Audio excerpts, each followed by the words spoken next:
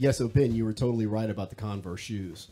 I haven't converted my shoes to the either. The bottom pompous That's lace, silly. but there's definitely an article. If you Google it, you can figure out how to incorporate those little breathing holes into your lace up. Yeah, I'm not trying to do that shit. It looks silly. I mean, Everybody, most of what I wear is because I like the way it looks. everybody that I've approached about it though, and I tell them about it, nobody knows about it, and they're almost sort of offended. Yeah, that's what I was gonna ask. Do they get mad at you? Like they're like, oh, well, I've been wearing these my whole life, and I'm like, look, man, I just learned this too. Okay, this is something profound that I just found out about too, dude. Don't get mad at me. Okay? Yeah, Like, it's weird how people get mad about shit that really has no relevance at all. Really? Like you said, the outrage thing. Right. Do you find yourself ever? Do you ever police yourself at some point and say, damn, I was getting outraged and there's no real point in that? Almost like you're part of the culture, and obviously we all are, but only in traffic. oh, well, that's justifiable. I'll tell you, since jiu-jitsu and yoga came into my life, man, it takes a lot to bend me out of shape. And I can get bent out of shape. Don't get me wrong. But my threshold level for it now is much, much higher. So... Microphone check. Microphone check. 1 2 1 2. I mean, a Two, little water. 1 2 1 1 2. 3. There's 3. We're recording. We're doing a podcast right now. Sweet. What's up, guys? Welcome to the Purple Shit How's Podcast. it going, Phillip? Barrett? Ben and Appreciate you. You're Phillip. You're Ben. I was not 1 doing and 1 and backwards. 2. It doesn't matter. So let's start off with the etymology of names. Okay. Yeah, what's going on with that? Lane and I got into this conversation about the origin of names, and of course, I've always known the origin of my name, and it's really There we go. rather gay. So, Why? What's it? well, what does it mean? Phillip in Greek means Dick and butt. What does it mean? no, Close. close, Oh, really? Sweet. lover of horses. Close. Yeah. Yeah. I mean, Close. and I assume it's not in like the Caligula lover of horses kind of way. However, my middle name is Alexander, and that is defender of men, so I'm going to stand by that one. So you're loves horses, defender of men. Yes. Ben is son of the south or son of the right hand. And Yeah, it right actually hand. originates Right hand, okay. from Hebrew. And Lane commented that it's quite ironic that you are Coach's right hand and you've been very loyal to him. So Yeah, what's that about? in that I think the same thing sometimes. some dick in the delving butt, is that what we're Dick talking in the about? butt? What? That's that naked grappling, man. Love it. How many times have y'all done that? Naked grappling. Mini. Many. Okay. Cool. Nice, Anyways, nice. And Barrett is let me see. Okay, go ahead. Tell me what it means. quarrelsome. Really? Yes. Am I quarrelsome? Absolutely not. Oh, yeah. Sometimes it's a perfect fit, and other times means nothing. means It's nothing. like astrology. It's like astrology. Well, how did y'all get this? Where were y'all looking at this? I cannot tell you the origin of that conversation. Oh, okay. Alrighty. That's awesome. It's even better. No, I mean I can't. Oh, Like it I just can't. doesn't I know. don't. Yeah, I don't know. You don't know who brought it up? I don't know the origin of the conversation. Was it an actual that was a physical conversation or, about the origin of names? or was it through via I think they were text? texting, right? It was text. Oh, text. Okay. Yeah. It just out of nowhere, y'all just started talking about the origin of names. Yeah, I don't know. I honestly don't remember where it came from, but I do know that. Did you have a source? Like Yeah. looking them up and I or think did somebody Lane, know? Yeah, Lane was doing the Google. What does lane mean? It's like some kind of In someone's way? Actually, yeah. Wait, what? Lane is in someone's way, but we have to remember that his real name is Walter. Walter. Ah, yes, Okay? it is. And Like Walter Walter White. And Walter is like general of the army or something like that. Okay. So That's rude. Yeah. you know. It was funny at his wedding. Toast kept going. I'm sorry, Chris Toast kept going. Walter! Walter! Like out in the middle of nowhere screaming at him. Walter! Well, that's the first time I realized his name was Walter. Yeah. Yeah. What does Walter mean? What does that mean, he said? It's like general of the army. General of the Army. Okay. Yeah. Yeah. You said Yeah. Clint means like settlement on the riverbank. Okay. Let me absorb that one. See, Tim. Settlement on the river Tim. bank. There were several names. can we make like, that fit, Clint? Like I think Tim and Eric, like Floating. they had very There you like very warrior names. Like Tim is, like warrior of the men, or There you leader go. of the men. There were several people that were in that we roll fit. with that it fits. They're like, because Tim. I don't know if you guys know this, if you've ever gone out to Fort Polk, I have. where you walk into the main office, and on the wall there's a picture of 5 men. There's Donald Trump, there's the governor, and then there's another guy, and then there's Tim. So apparently, like, Tim is quite Fourth up in there. line. Yeah, he's like, Holy he's shit. up there. Yeah, And you I told saw- me that before, and I'm just like, he's Tim. I don't know. It's He's Tim. that guy that chokes me. But so many people look at him as Sergeant Major. Yeah, and they're like, That's cool. "Oh, that's Sergeant Major." Yeah, that's cool. And Huh, we- wow. And to us, he's just Tim. It's Tim. But make no mistake, you cross Tim, he will call in an airstrike on you. There you go. Fuck yes. I'm checking out Jiu-Jitsu early, guys. No, y'all hang out. Y'all hang out. Right. It's always interesting to find out the people who they really are. That's very interesting. Absolutely. What is Matt or Matthew? I guess Matt's name is Matthew. What does that mean? I Do you don't remember? know. I don't know that we went over that name. My parents got my name out of a baby name book, and it just something about like strength of the bear or something was like that. But I don't know. That's why I was curious where y'all got it from, because I think I've read stuff like that before, and it sometimes they mean different. You know what I mean? You like that. What did you say it was? Quarrelsome or barrels? Quarrelsome. Maybe Quarrelsome. barrels are bears quarrelsome. I don't know. Do they? Are they quarrelsome? I do find it. I do find it interesting. I though, count that- on you to know these things, Ben. I don't think they You're are, the to be right honest hand with you. man. Yeah. I don't understand why everybody else has these awesome meanings, like the warrior of man, and You he's just- quarrelsome, and I'm the fucking You're that the guy hand over that there. people jack off with. You know what I'm saying? What the Guy over fuck? there. Yeah, you're the fluffer. Well, that's cool. What the. That sucks. Well, you could be the left hand and be stranger danger. Dirty Danny. You know. What about Alan? You don't happen to know what Alan means, huh? 'Cause that's my middle name, Alan. No, I don't. No, My middle name's Sherwood. Oh, that's yeah. cool. Yeah. That's cool. that's where Robin of Lock. No, he was from Loxley. Stupid. Yeah, Loxley. Yeah. But But, that's He went and took over Sherwood Sherwood. Forest. Yeah, Sherwood Forest. Yeah. My son's middle name is Alexander.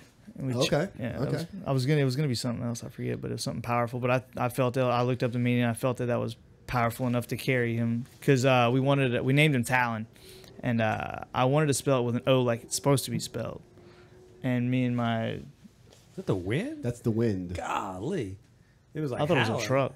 I did too. That's why I was like, man, what the fuck is that? It's the wind. Yeah. Anyway, go ahead. I'm sorry. Well, the temperature has probably dropped 20 degrees since this yeah, morning. man. Oh, it sucks. We walked out of class today. It was like, what? I mean, happened? I don't mind cold weather. I just don't like being lied to, and I feel like Mother Nature lied this morning. That sun came out because I woke up last night at like 3-something. There was tornado warnings going off my phone.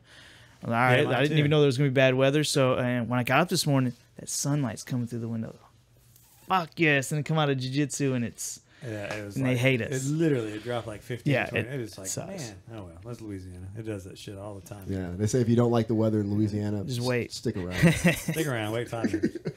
Cool. Well, what's everybody been up to? What's something kick ass that happened to you this week, Ben? Or the like fucking shitty. Man, I've been doing odd jobs and to stay busy because I'm still furloughed. This is officially the longest in history. We've Yeah, set a I heard record, that the other day. and other people they're real optimistic about it, saying no, there's no way it can last as long or much longer. But I felt going in with Donald Trump that this was going to be the longest one, and it may be way longer than anyone thinks, just because of how his personality. I have no doubt that he's going to hold out. He's made very, very little changes to his demands, let's call them that, of the wall, and I don't see us going to work for. I'm going to guess at least another month, but Damn. and that sucks, Dick. But whatever. So when they actually do approve the budget and allocate the funds to get you guys back to work, is there going to be any back pay? Or is Every time before there has been, they have to vote that afterwards. And so everybody's just optimistic, which is cool because they all say, "Oh, it's always happened, so we're gonna get it. You're gonna get it," and they always have. But that doesn't mean they will until you see it. You yeah, have any idea. You know, so and that does you no good right now. No, that is not a fucking bit. You know, so. But like I said, I'm lucky enough to have people around me that need help, and I'm doing some odd jobs here and there. Yeah, that's awesome. And I don't have a lot of stuff right now because of my life situation, bills wise. So I'm not doing terrible. It will get tight sooner than later if this keeps up. So. It's life, but I am learning about myself more. I'm getting to read more and really self-analyze. So, well, it's good that you at least have the attitude that you're going to try to improve yourself while you're having to be forced to go through something that sucks. Like, well, I'm just going to use it. You know, just be better. And like we talked about before, it gives me more time to do this. Yeah. In the middle of the week, that's awesome. Come do it, man. Yeah, that's awesome. What about you?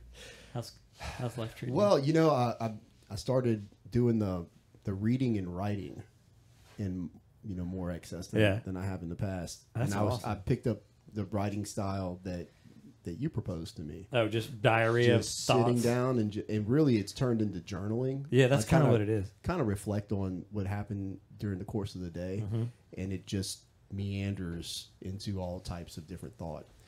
It's awesome. I fucking love doing it, man. I wish I could force myself to do it more. Yeah, and that's a whole thing. Is it's something you have to force yourself to do. Yeah, because there's just not enough time in the day. Once I sit down and get a paragraph done, I'm going to be there for a couple of hours or hour at least. You know. Well, that's what I was going to say. If what I've done before, and I've read this somebody, but you allocate time. You choose, you write it in your schedule. If it's on the schedule, it's on the calendar, it's almost like you have to do it. So you get up, you have to be at work at 6, got to get off at 4, whatever, but write it down. I'm going to work out at 3:30 for 30 minutes. That way at 3:30, there's no ifs, ands, or buts. And then after that, 30 minutes are allotted for me writing. Yeah. And if you hit your timer and you have to stop, you have to stop. That's cool, but you have that 30 minutes that you don't have to think about. You can't meander your way out of. And I like doing that. I like putting stuff on my schedule. It's one thing to have a list of stuff for the day, but for me to have it on my schedule, it helps me a lot. I don't even have to think or stress about it. Yeah, I'm not organized at all. I'm literally like, I kind of feel like doing this right now, and that's what's cool about you. That's awesome.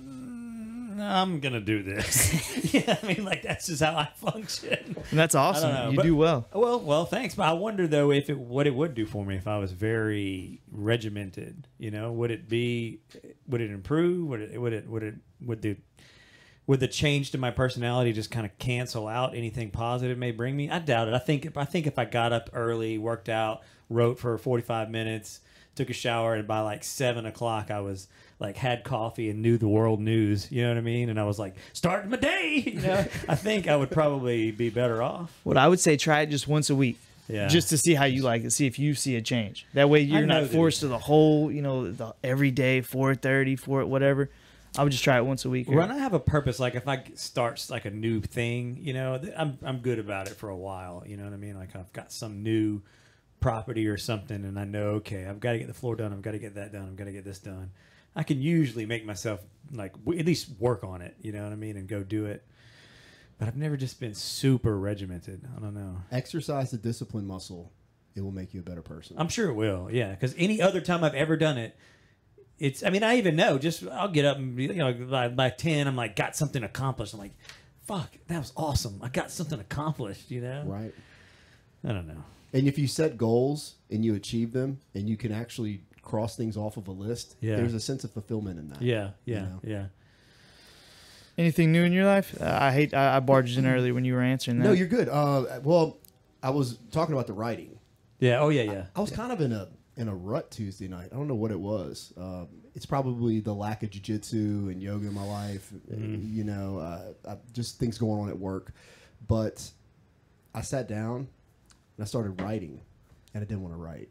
And I told myself, I don't want to do this.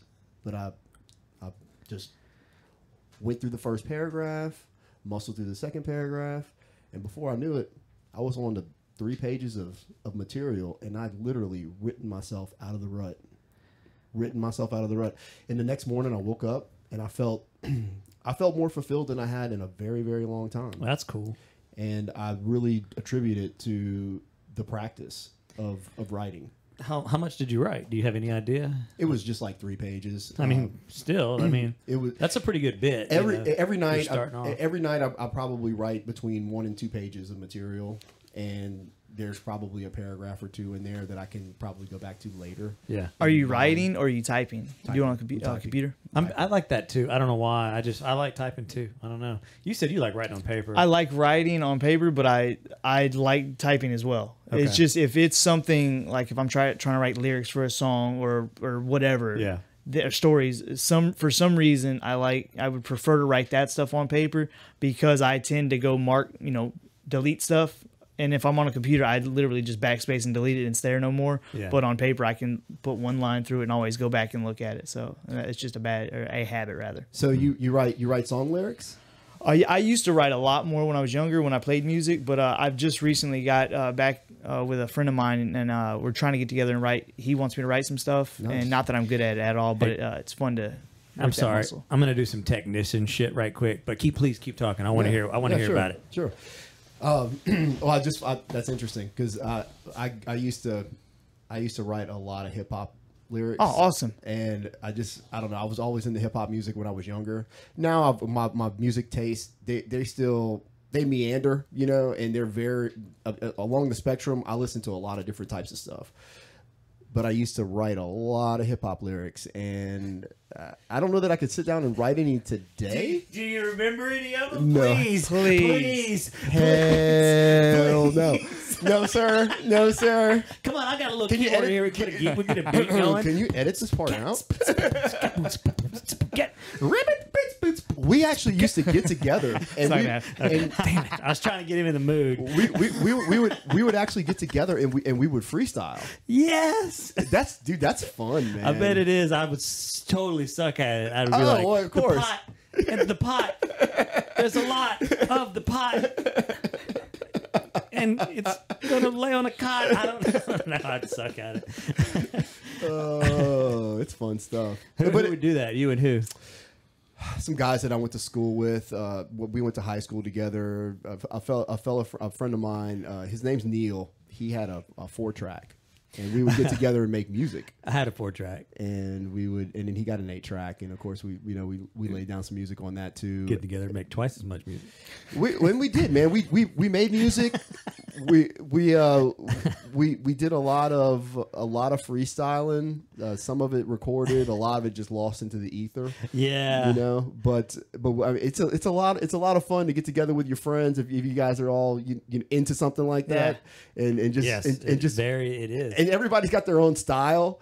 And you just, you got the same 4 or 5 guys freestyling, and it's like, just especially like if you've been out drinking and it's like 2 o'clock in the morning, and everybody's back at the house just freestyling. It's fun stuff, man. Dude, I had a 4-track when I was probably like 15. It's like one of the first little audio, like cool major audio things I bought for recording, and we had done so much on it. I mean, we weren't doing hip hop, and I wish you remembered some of your lyrics. I know you do. You're holding out. I do. I know that you do. I'm not fucking stupid. I mean, well, that's debatable, but I know you remember some of your lyrics. Anyway, we had tons and tons of tapes just jamming and coming up with shit and just leaving it on for 45 minutes, forgetting. So I was just talking and bullshitting and stuff. Our group name was Hitman's Diary. Oh yeah. Hell yeah. That's awesome. The name of our band was Blank. That's what we came up with. Y'all's is much better than Blank. But somebody kicked in one day. My mom called me. She was like, "Where are you at?" And I was at work. I was working for Service Merchandise of all places when I was like 16 or 17. And I'm at work. What's going on? And she was like, somebody kicked in the door to the back of our house, and they stole like 16 guns. Jeez. Just ransacked the house, stole jewelry and everything. And one of the things they took was my box. I had like a big Tupperware box with my 4-track and like probably 100 tapes in it. And they took that. I was like, man, That sucks. I mean, it was hours and hours and hours and hours of just us recording shit, being stupid, kind of doing like our version of a '90s podcast, just like talking into the mics and being done with the processors and stuff. Yeah. Man, I can't believe they took that. Oh well, it is what it is. Yeah. So anyway, man. All right, sing us something, Phil. Come on. We'll get it out of you one day. Maybe tomorrow while you're drinking, we'll get a couple of beers in you. Yeah, you definitely got to get some whiskey in After me. the Saints win, the dancing and singing would be great. We hope the Saints win. Yeah. I've been watching the Saints for 41 years. I was born in New Orleans, and my dad had season tickets, and we sat in the nosebleed section. Yeah. And I used to go to games when the Saints were the Aints. Yeah. And everyone around us wore brown paper bags on their heads. Because we would easily go 0-12 in the season, but it was so much fun. It was an experience, and my dad and I, we were able to go, and it's funny because there was a point in time the Saints won the Super Bowl. I think it was in 2009 or 2010. It's the first time they won the Super Bowl, and I was always just a rabid Saints fan. And up until that point, I would tell my dad if the Saints were doing well, I'd be like, "Dad, the Saints, they're doing so well." He's like, "Son, just wait. you need to learn something about the Saints. I've been watching them since 1967 or whenever the hell they came out." Yeah. And he was right. He was right. And I've taken on that same persona basically. Yeah. I don't have expectations for the Saints, but when they do well, I'm happy for them. You know. So I'm not big into sports. Like team sports. I like one-on-one shit. Like if I'm gonna get into something, I like boxing, MMA, kickboxing. I even like swimming because my kids competition swam for a while, and that's like it's not one-on-one, but you're kind of individual. Like, it's individual. Yeah, you're trying to beat yourself, sort of. Yeah, that's cool. But anyway, so I just got done watching the third quintet this morning. I remember we talked about it. Yeah. And I thought a little bit more about watched the first format. two. I listened back to our podcast and you kind of explained the format, and it didn't quite understand it at Is first. that the one where Team Alpha Male won? Yes, the third Quintet 3 they won. Yeah. Okay. Yeah. So tell us about it. Yeah. So it's 4 teams and it's brackets. So you 5-man teams, and let's say if they're at weight, if the competitors weigh within X amount of each other, then it's 8-minute rounds. If there's a 40-pound discrepancy, then it's I think only 6 or 4-minute round. And they're only submission, draw, or disqualification. So if neither one of them wins, so if A goes against A, nobody wins, they're both disqualified from that round. Okay. Then B goes against B. But if A beats A, then he gets to go against B. And if he beats B, he goes against C. So that guy could potentially knock that whole team, if he submits everybody, out of the round or out of the tournament. Right. So, and that's one of the things that's interesting about it is they bounce back and forth. If he beats him, but he doesn't beat the next guy, then you're on edge. Oh, is he going to win? How is he going to win? Right. He only has 20 seconds left, and if he might have to go to a draw. Whatever it is, it's exciting. exciting. Probably the strategy of coordinating the team, the matchups or whatever. Can you do that? Well, I mean, you have your lineup, and you probably put your dark horse last. But see, at first I'm unsure on how they do that because I thought it was sort of random. Is it random? Yeah, I was wondering. But then I watched. I finished it this morning, and they were saying one of the guys. It was the second round because their team had already competed, and they said they probably put this guy last because his shoulder was hurt. So maybe they do have some kind of way to adjust that. I thought it was random though, so I don't know. It kind of seems like you would put your best guy last, just so he could, if potentially needed to be, able to run through the entire other team. That's your best chance. Yeah. Well, but man, it's such a crazy. I mean, we all know about MMA math and jiu-jitsu math. This is like jiu-jitsu calculus. You know, what I mean? It is different because, like you said, the strategy. If both of them, if it goes to draw, if it goes to time limit, then it goes to draw. Both of them are out of that round. Right. So if you just have a guy that can just survive with this killer, then you get him out. If there was A versus A, then the rest of you guys don't have to worry about him. Right. It's pretty interesting. What you said that it's basically submission only, right? Yeah, submission only. And it's if they're like whoever doesn't stall wins. Yeah, they can get warnings for stalling. What if there's no stalling and no submission after how many minutes does it go? It's a draw. Just a draw. It's 8 minutes. Draw. Both of them are out. And also, it's not. Is it EBI rules? It's pretty pretty much. I'm not sure. But they There's don't- no heel hooks though. No heel hooks. But I'm not they sure why. they don't start like in No, they don't have the overtime like EBI. they don't have the overtime. No. Okay, that's what. But speaking of EBI, so Gordon Ryan was basically the reason that Alpha Male won this one, and he is Of course. Yeah, he beat Craig Jones. It was that king. didn't go nearly as like I thought it would, but Eddie Bravo does the combat jiu-jitsu. Have you watched any of that yet? Where there's palm strikes. Yes, I've watched some of it. Yeah. So Gordon Ryan, Fabricio Verdum. That's coming up soon. Yes, it's gonna be February, and I forget the other, some Russian cat, and who's the fourth? Either way, it's gonna be fucking great. The Gordon Ryan. And Fabricio Verdum, they're both some characters. That's gonna be fucking awesome. Who was the guy that was it Cyborg that was slapping Gordon? Yeah. Like, yeah, I know. Somebody was like, did he forget? This is not combat jiu-jitsu. Just reminded me of that. I'm interested about the time difference with, like, say me and you rolled, so there's a 40-pound difference, so we'd roll for, what is it? If I'm not mistaken, it's 4 minutes. So what is that? I wonder why they went...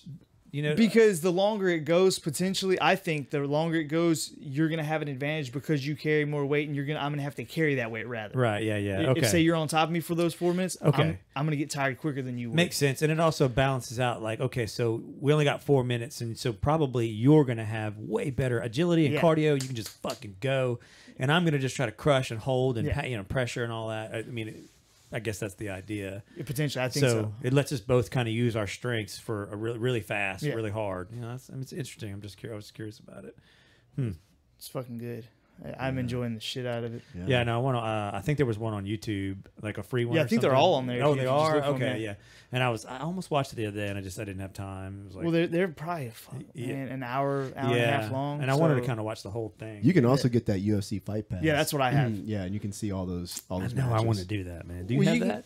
You can get that ESPN Plus now because they're going to be on there too. They're still going to keep Fight Pass, but I don't know how they're going to offer the UFC stuff. But go ahead. So what's your take on ESPN? Are they trying to get their foothold in the fight game? What is the deal with them picking up this UFC fight moving forward? I mean, is that which one? I don't know anything about this. Okay, so ESPN Plus is going to be showing the fight tonight. Yeah, that's their streaming service, right? But have they ever shown a UFC fight? No, this will be their first because the prelims are going to be on ESPN, which is weird. You got to watch the. I think you can watch. I don't think any of it's on Fight Pass. To be honest with you, you have to bounce back. Between, I think it's on Plus and then ESPN and then on Plus again. Right, which is fucking stupid. Yeah. Does like regular Suddenlink shit get Plus? I don't know if I get Plus. No, I don't think any of it does. No, it's a streaming service. Yeah, like DAZN or what? Y'all said that like 5 times. Okay, I see what you're saying. So you have to go to ESPN.com, whatever, and like and it's you can download that. And you said it's free. Like the thing, it's free right now. Or it's whatever? Free trial. Yeah, free like trial. 7 days or whatever. The streaming service is pretty cool. I had to go pick up Alex yesterday on Sunday. And it was in the middle of the Saints game. I was like, man, how am I going to go drive all the way to Opelousas and back? I'm going to miss this whole game. So I subscribed to Hulu, and I was able to stream the entire game. Yeah, going down there and back. And usually there's these dead spots, but the stream was pretty seamless. Solid. It was pretty seamless. So I was impressed with that. You got a week for free, and then after that, it's like $40 a month. Yeah. Which for Hulu, like to get all. What do they offer? Is it worth $40 a month? To me, that's not. That's a lot of money when there's so many options out there right now. I think where you can go with that is if you have a smart TV, you can stream, all these different channels like NBC, all these broadcast channels. Okay, so that broadcast. So you don't have to get the sudden link. If you have a smart TV, you could just do Hulu and pay $40. As opposed to getting sudden link and getting the basic package, which is probably $80, right. I think I have the basic and internet. And it's like $100 something a month. Yeah. So needless to say, I watched the Saints game and then I canceled my subscription.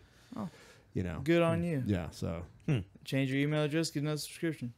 There you go. Make up a bunch of fake ones. Use a different card. You have to put a card in. You have to put a card in. They figured it out after a while. Yeah, you guys remember? Was it the CDs that they would send you in the mail?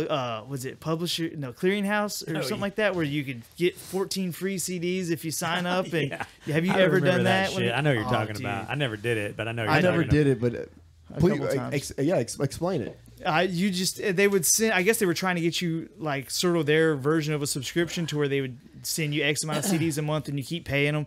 But you get to if you just for signing up, you'd get like 14 free CDs and they'd have a list of them there for you. You find a list somewhere. Just check them off. You sign it up. They send you your CDs and you cancel your subscription. We did that a bunch of times as kids. Nice.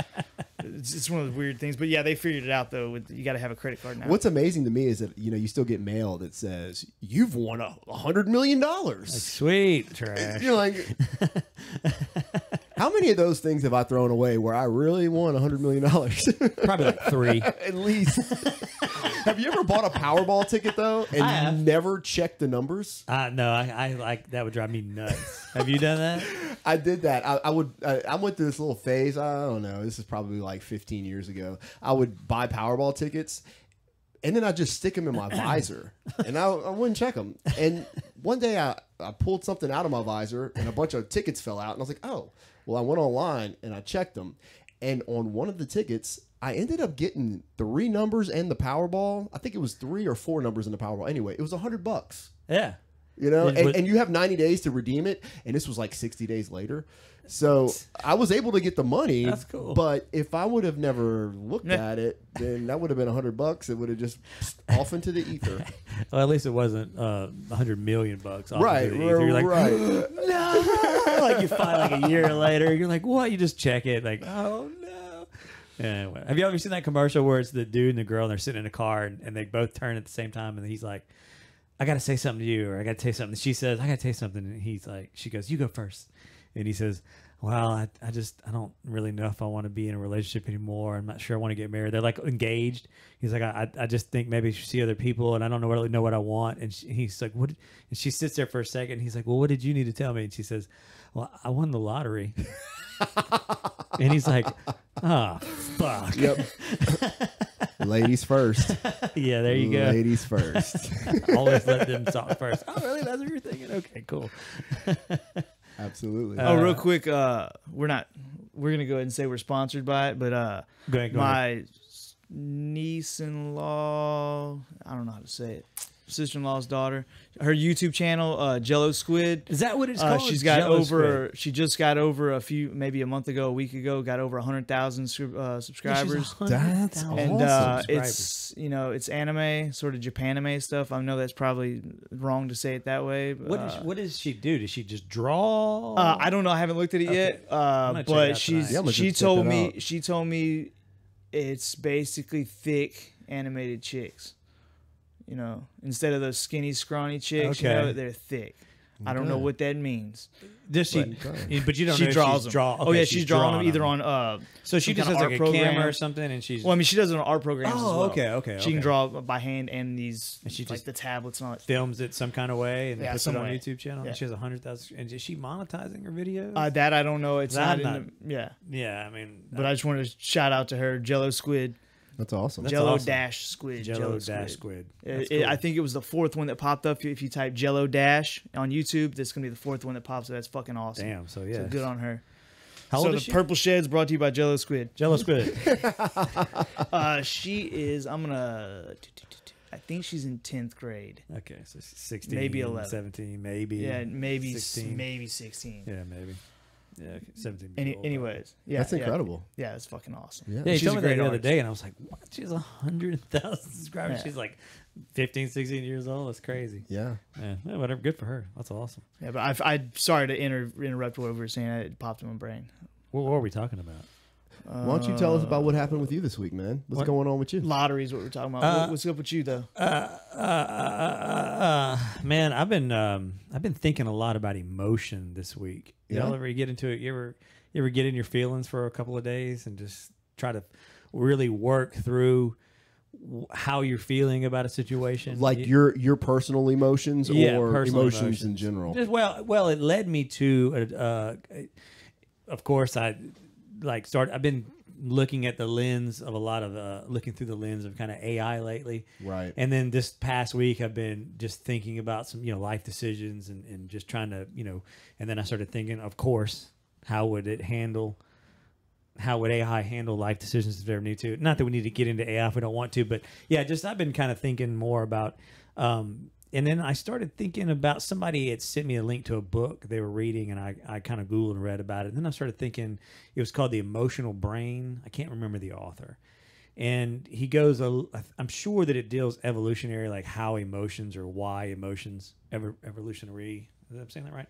How emotions are kind of what they're for. And then I didn't read the book, so I don't know if I'm agreeing with him or not, but I started thinking that emotions, in a way, especially bad ones like jealousy or envy or just anger and sadness and all that, kind of maybe we evolved to have those so that it would teach us in a way not to go through those experiences without having to really. And I picked up something from somebody on YouTube too, where they were saying that those things you don't have to think about it. Your body just processes it very quickly, and it uses chemicals to kind of tell you right or wrong about a situation. And it's, in my mind, it was kind of like, okay, so that means like if you touch a stove, it's hot. So you don't do that again. You get the sensation from it. So if you're very envious or jealous or angry or whatever, you should examine what situations are making you feel that and stop fucking doing it. You know what I'm saying? Yeah. But do those emotions originate prior to your actual conception? For instance, if you touch a stove and it's hot, you burn your hand, you don't do that again. Right. You get jealous.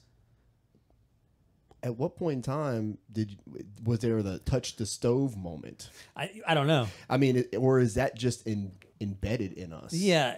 The jealousy, the hatred. I mean, you talk about, and this is a shout out to Jordan Peterson. On my way over here, I clicked on his a biblical series, the very first one, 3.4 million views. Yeah, and it's like 3 fucking hours. It is. I don't, man. But there's there's so much stuff to listen to. But 3.4 million views. I mean, that's awesome. Yeah, for that many people to be interested in his psychological analysis of the significance of the stories in the Bible, right? Incredible. But to kind of piggyback on that, the Cain and Abel story. These are supposedly the typical first children of men, right? Of a man and a woman, and one kills the other. Yeah, based off of jealousy and envy. And you're saying that it was like built into us, like this is something. Yeah, this is something that originated from the fall of man. Yeah. So, I think it's a protective mechanism. Yeah, for You're sure. Feeling that for a reason. You're having an aversion to the situation, and it may be right. Your intuition may be spot on. Your intuition may be wrong. And I think that where you're right and you're wrong, what comes from that is just your past experiences in this life that lead you to that point in time where you decide, is somebody screwing me over right now? Yeah. Like is somebody being duplicitous, like in a situation like with a girl, you're dating this girl and, she doesn't answer her phone or something. And then all of a sudden, like, well, why isn't she answering her phone? You immediately go. It's weird how your brain can get in that real quick. You go directly to that to that source, and you could be on cloud 9 right before that happens. You could literally be like, "I'm having the best fucking day I've had in a year." Instant, I'm gonna fabricate. Let me text my girl, and she went. Well, that's weird. She always answers me, and then you just start. You kind of come up with some bullshit. But it's a state of mind, and you have to frame your state of mind. I really believe that when you're processing your emotions and you're processing situations, it's all about your perspective. And if you allow yourself to fall into those traps, then that's always going to be that's going to be your pitfall. And you're likely to manifest those scenarios like almost like you're tuning into it. Yeah. And so you're concentrating on it. And so you're creating it out of thin air. Does that make any sense? Yes. Yeah. And so your perceptions of it, if they're driven to a point where all those types of situations that arise, you think somebody's being duplicitous, then you're tricking yourself. You're convincing yourself of something that very well may not be the case at all. Yeah. You know, You're molding your reality. you're molding your reality. Even though you can physically say that I don't want that to happen. You're there. You're going to construe things to where it seems like they're being this way, and then regardless if they are or not, you're going to start reacting as if they were, and then you're going to have to deal with those consequences. Yeah, and that sucks. So how do you step away from that? I mean, you have to detach. It's about the reframing. Yeah, and I think you have to detach. You have to detach yourself from the circumstances, and you have to look at it from the outside. Like you're not emotionally connected to it. You're not emotionally attached to it. If you can put yourself in a situation where you're looking at that circumstance and you're detached from it, then you may have a more objective perspective. See, that's an interesting way. I always just kind of weigh the how can I put this? I'm detached from a particular emotion or a feeling or negative thought or whatever. I kind of weigh how much is it going to affect my life if I pursue this or if I let it go in a way. You know what I mean? Like, okay, if I pursue this a negative emotion or this negative thought process, where am I going to go? Where am I going to be tomorrow or the next day? Or if I let it go, where am I going to be tomorrow or the next day? So I mean, it's almost like I don't know, it's hard for me to pull myself away. I mean, I could always say if this were happening to Ben, I could give him much more objectionable advice. But man, it's so hard to pull myself out of something when I've had some kind of emotion that's, you know, or I'm upset or I'm really thinking about some important decision in my life. It's hard to pull away, you know, and look at it, like float above yourself and think, well, if this were Phillip coming to you for advice and he was in a similar situation, what would you tell him? Yeah, you know, Sure. You know what I mean? So it's hard to take your own advice, I guess, that's what it boils down to. Oh yeah, Why because is because you're so embedded, you're so invested in Yeah. the situation, you know. And you know that it's crazy because it's nothing. It's all about you, but you know that it clouds the best decision you could make because emotion is all wrapped up in it, and you don't know. I don't know. It's just that's kind of where I've been a lot lately, just thinking about, you know, just decisions in my life and trying to figure out what the right direction is and all that, and you know, I don't know. So that's where I've been at. It's going to take. It's awesome. Well, Not really, but I mean, I'm trying. You know, I think it takes time, though. You're not going to solve your problems overnight, and it's a conditioning tactic too. If you really want to try to, I'm not going to say detach. Maybe that's a bad word that I used earlier because I don't mean though. But it almost kind of sounds psychopathic, you know, where like I have this emotion, but now I'm like detached from it. Yeah, you know, no. I don't want to come across like that because I think we are all attached to our emotion. That's why there are emotions. Yeah, of course. Yeah. But when I say detach, I mean really probably a better way to say it is take a step back and breathe. You know, just take a step back and breathe and give yourself a moment to process what you're feeling and what you think you observed. You know, Right. Don't just fly. Yeah. You know, sleep on it. You know, Sure. and, Yeah. you know, give yourself some time to separate from the point source event, so that you can maybe think clearer about things. And over time, I think you're going to go to sleep. You're going to wake up. You're going to have a different perspective. You're going to go to sleep. You're going to wake up. And if you're constantly reflecting over time, I think you'll have a better perspective on it, as opposed to reacting in that moment and doing something that may change the trajectory of the dynamic that you're in. Like, let's say it's with another person. Yeah. You know. Well, I mean, like we were talking about a few minutes ago, when you build something in your head that's not even real, how many times I'm sure we've all done it. I know I have. Every day. Yeah. Well, of course. Yeah. How many times have you built a scenario in your head that leads you down this negative path? Like, this person didn't answer my text. That means they're doing X, Y, or Z.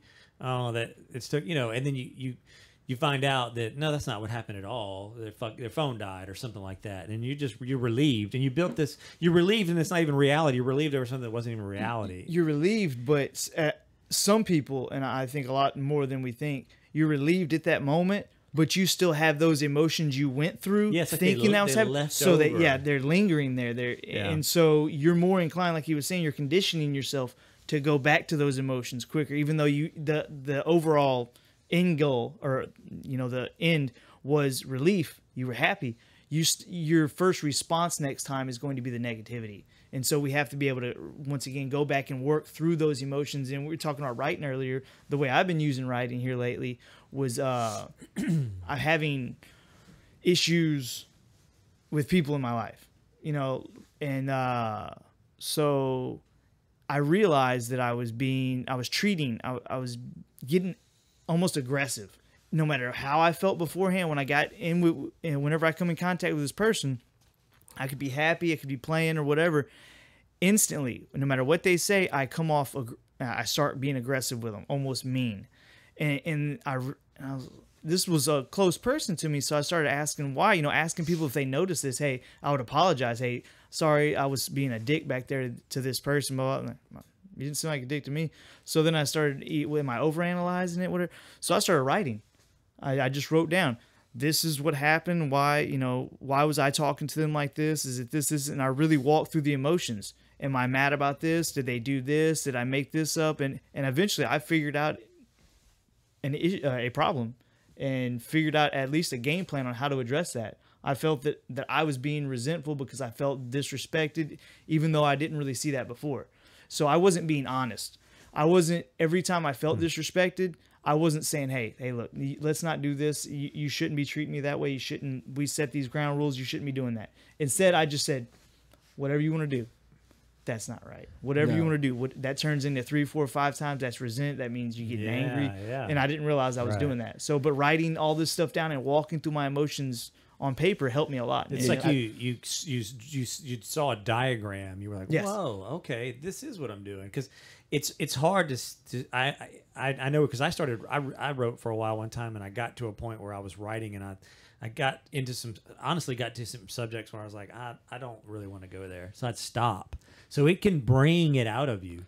It really can bring out these whether they're demons or whatever. It's so funny that you said that. That happened to me this week. I know it's going to, and I almost said something about it the other day, and we were talking about writing. Yeah, but that happened to you. Yeah. It did. And I kind of brushed up against the subject, but I skip off. You're like, skip. Well, and it's funny because I even wrote down, like, I was even like, and then of course I'm getting into something that I really don't want to talk about right now. And then sometimes you don't want a record maybe too. That's my brain. That's how it works, and I don't like that about my brain. That you really want to put this down forever, like, you know. But I think that a part of truly embracing this experience is just moving towards total and utter transparency with yourself first and foremost. Because if you can't be transparent with yourself, then you can't expect to go out there in the world and be honest with people about how you are and what your emotions are, you know? Well, I think that transparency with yourself, and I agree completely that needs to be the number one goal. You don't have to, if they heard this conversation, they would think that we're saying you need to be transparent with everyone. And that's not the case, because there are games you have to play with your boss, with your spouse, with your kids, with people you run into. There's games you play, so total transparency isn't completely necessary. You don't have to lie to them, but there is a game you have to play, and you have to figure out when to, choose your battles. Yeah. And I think that transparency with yourself. That starts with yourself. It starts with yourself, and it will make you better at that game. Yes, exactly. You're talking about. It shows you those rules, and maybe rules you didn't know existed. Yeah. Were you able to write about the thing that you got? Skirted? Was it hip hop lyrics, Phillip? It was hip hop. Please. Anyway, I'm sorry. Were you able to write about it, or you just kind of? I wrote about it a little bit. I brushed up against it.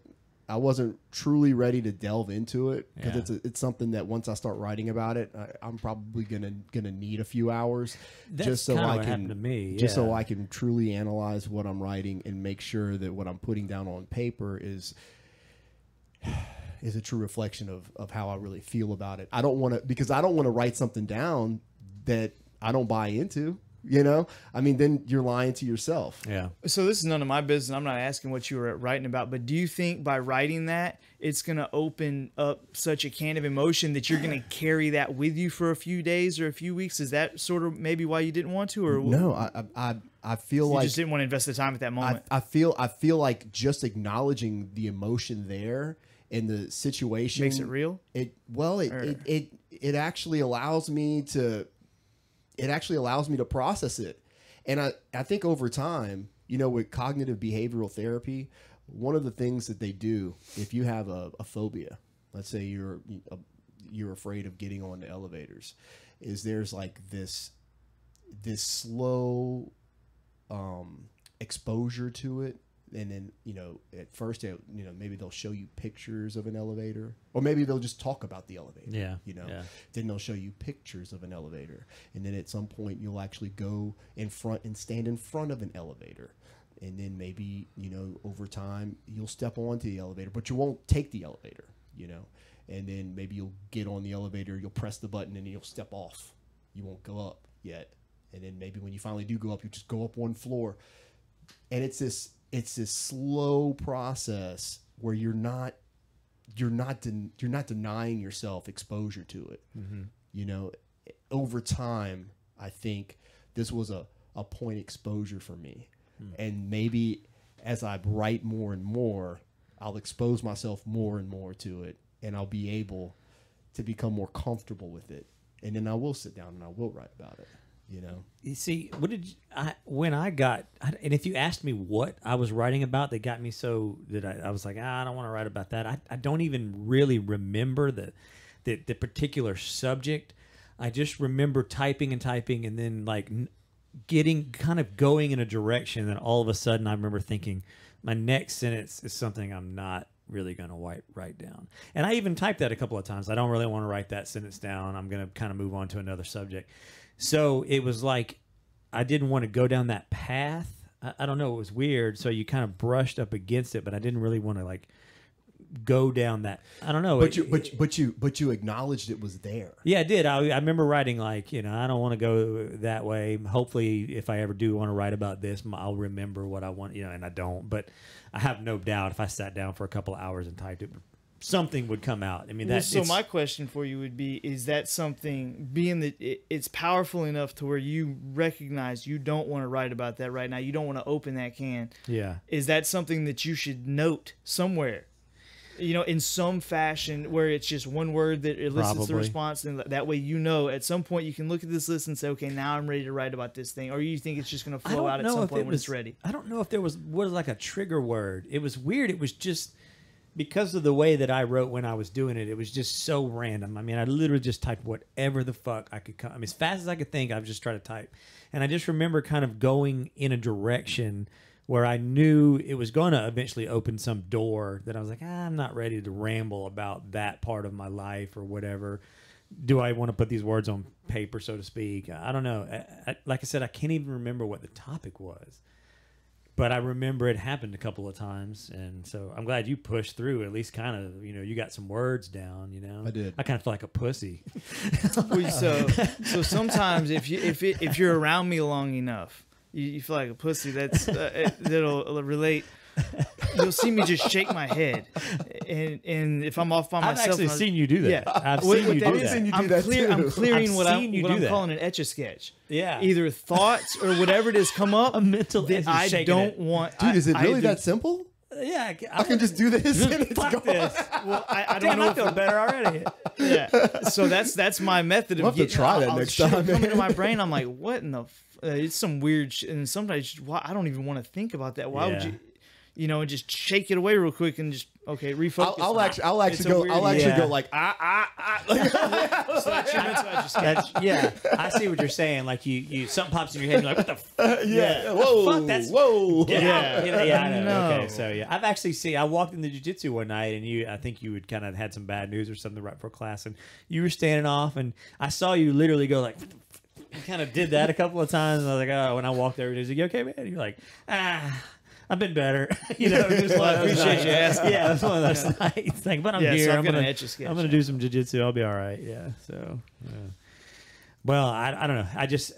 It's a very powerful thing to sit down and write like that, and it's weird because you can talk to yourself while you're driving your car, and you can think and all that all day long. But writing has a way of, I guess maybe because it's permanent, like that when you just think something crazy in your head, or you go down some, you know, a dark path or emotional path, or even something that made you really happy, whatever. But you now you're sitting and are you going to put this down? Yeah. Are you going to commit to to this is now it now exists. Yeah, you know, makes it before real. yeah, it's real. It's in your head. It's fleeting. You can actually sketch it out. Now you've got it like a record of it. I'm just realizing something now that we're talking about this. The word that keeps coming up in my head is expose. And yeah. reporters, when they write a story, it's an expose.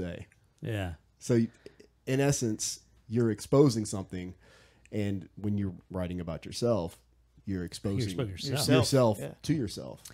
Yeah. That can be scary. But it's Absolutely, and that's okay. Yes. I think that exploration is essential to growth. but why is it why can I talk to myself in my car or whatever? I don't know if y'all do that. I do that occasionally. But Usually in another accent. But go ahead. but I can't in another accent. Is that what you said? That English accent that you did earlier, that was exquisite. You did it. Let me hear it. There's no way I can do it again. Okay. It was in the story. I don't know. Look, if I'm not gonna rap, he's not gonna do the know. accent. You know, Maybe we could do hip hop. I'll rap in that accent. I was gonna say hip hop in that Great, accent. Yeah. But you know, in your and I'll sit over car. here and go. Fuck, and no one's gonna watch. Yeah, it's okay. It's okay. Yeah, I'm good as long as we're here. I just don't know why you can admit you can talk to yourself in your car. I think maybe for me, at least the way I look at it is, like I said, it's just that putting it down and like a permanent thing. But why? But why does that matter? I don't know. Because other people will find out. You think? We're Yeah. scared of that. Yeah, But see- I but think see- that's the problem with journaling in general. When I like my daughter, anybody that I tell start journaling, I say you really have to convince yourself and believe that no one's ever going to read this if it's going to work. And obviously, you don't have to write that stuff. But I try to convince them of that because as soon as you start, you start thinking and wondering, censoring yourself almost. Oh well, so what if somebody finds I don't want to write that about them, or I don't want them to know that about me, or It seemed it was, but it's weird. self-censorship. It's not like. And I don't even think it's thoughtful. I don't think someone's thinking. But aren't some of the best authors in history the ones who wrote things that no one else was willing to write down? Yeah, well, that's true. Or face. And they bring things to the surface that allow people to have the discussion because it's a door that's opened. And now, like, oh, well, he opened the door. Now I feel like I can walk through that door, too. It's a possibility. And I'm not even talking about anything like crazy, really. I mean, it's just, inner thoughts that, and like real feelings and all that shit. Sure. Something that if I read, you might even read through it and not even realize it meant that anything. That's exactly what I was going to say, is that something that you may think is crazy, I may read and be like, oh, that's just baseline for me. Yeah. Like, dude. This is nothing. This is nothing, dude. No, this is nothing. We can't even hang out anymore, dude. This is nothing. But I mean, but to me, it's like this not life altering, but it's very important or whatever. Yeah. But somebody else might read over and just be like, that's nothing. Yeah. Jordan Peterson has a self-authoring program. I don't know if any of you guys have checked that out. I have not, but I got them for some people for Christmas. Oh, did you really? I wanted to get it for myself, but I said they could probably use it more than me. But I don't even know that I. It's a program where you write about past, present experiences, like past and present experiences, okay. and then you kind of build a mold so that you can face these things that you've done and say, okay, well, maybe this is the path that I want to be on. Maybe this is the path that I don't want to be on. But once you write it down and you acknowledge it, then you can carve out a path for your future, and you can make the path maximize just by acknowledging the things that you didn't do right and the consequences of those wrong decisions that have led you to maybe where you are today, where you could have made different decisions and your path would have changed dramatically. I know that there were moments in my life where I made decisions that changed my trajectory. But that being said, I wouldn't be sitting here with you guys had I made those different decisions. So I'm very grateful for the fact that I made those mistakes, because I think that diamonds are made through the pressure and the fire. I mean, you have to go through things to come out the other end a better person. Yeah, and also to thinking, where would I be if I would have made others? I mean, it's almost impossible. I mean, in a way, it's like, I don't know if that's true, but I guess you could say, well, where'd I be if I started doing something really bad? Okay, you'd probably be in a shitty place. But sometimes it's when I think it's impossible. It almost is, and if you think back, you know, how do you know you got to a particular place because of a particular decision? I mean, I guess you could say, well, I went to school, I got an education, I got a degree, I got hired by a job, so my life is going in this particular direction. But there's also like the butterfly effect thing too, you know, where you do something, you know, 15 years ago, you may have done something that you didn't even realize affected you, but it did. Does that make sense? Yeah, absolutely. And it just puts you in a totally different path. You don't even realize it. Or somebody else did something that affected you. Yeah, somebody comes in your life, does something or and whatever. You don't realize it. Or even connections that would be you can't even hardly find out. You know, that's a weird. So I've thought about that before. Like, where would I be? And then I'm almost like, I have no idea. You'd be in a parallel dimension. Yeah. You know, I'm reading a book right now called Dark Matter, where he figures out, and it's getting into how they're able to do it. I think they made some kind of compound, a drug they inject, and they haven't explained how it works yet. Anyways, it's parallel universes. Yeah. And so the idea in the superposition idea is at some point we made a decision. We're going to do this at 3 today. So on some other universe, we decided not to do it at 3. So there's us in another universe that's doing something else at 3 instead of this. And then in another universe, I decided not to talk about this stuff right now.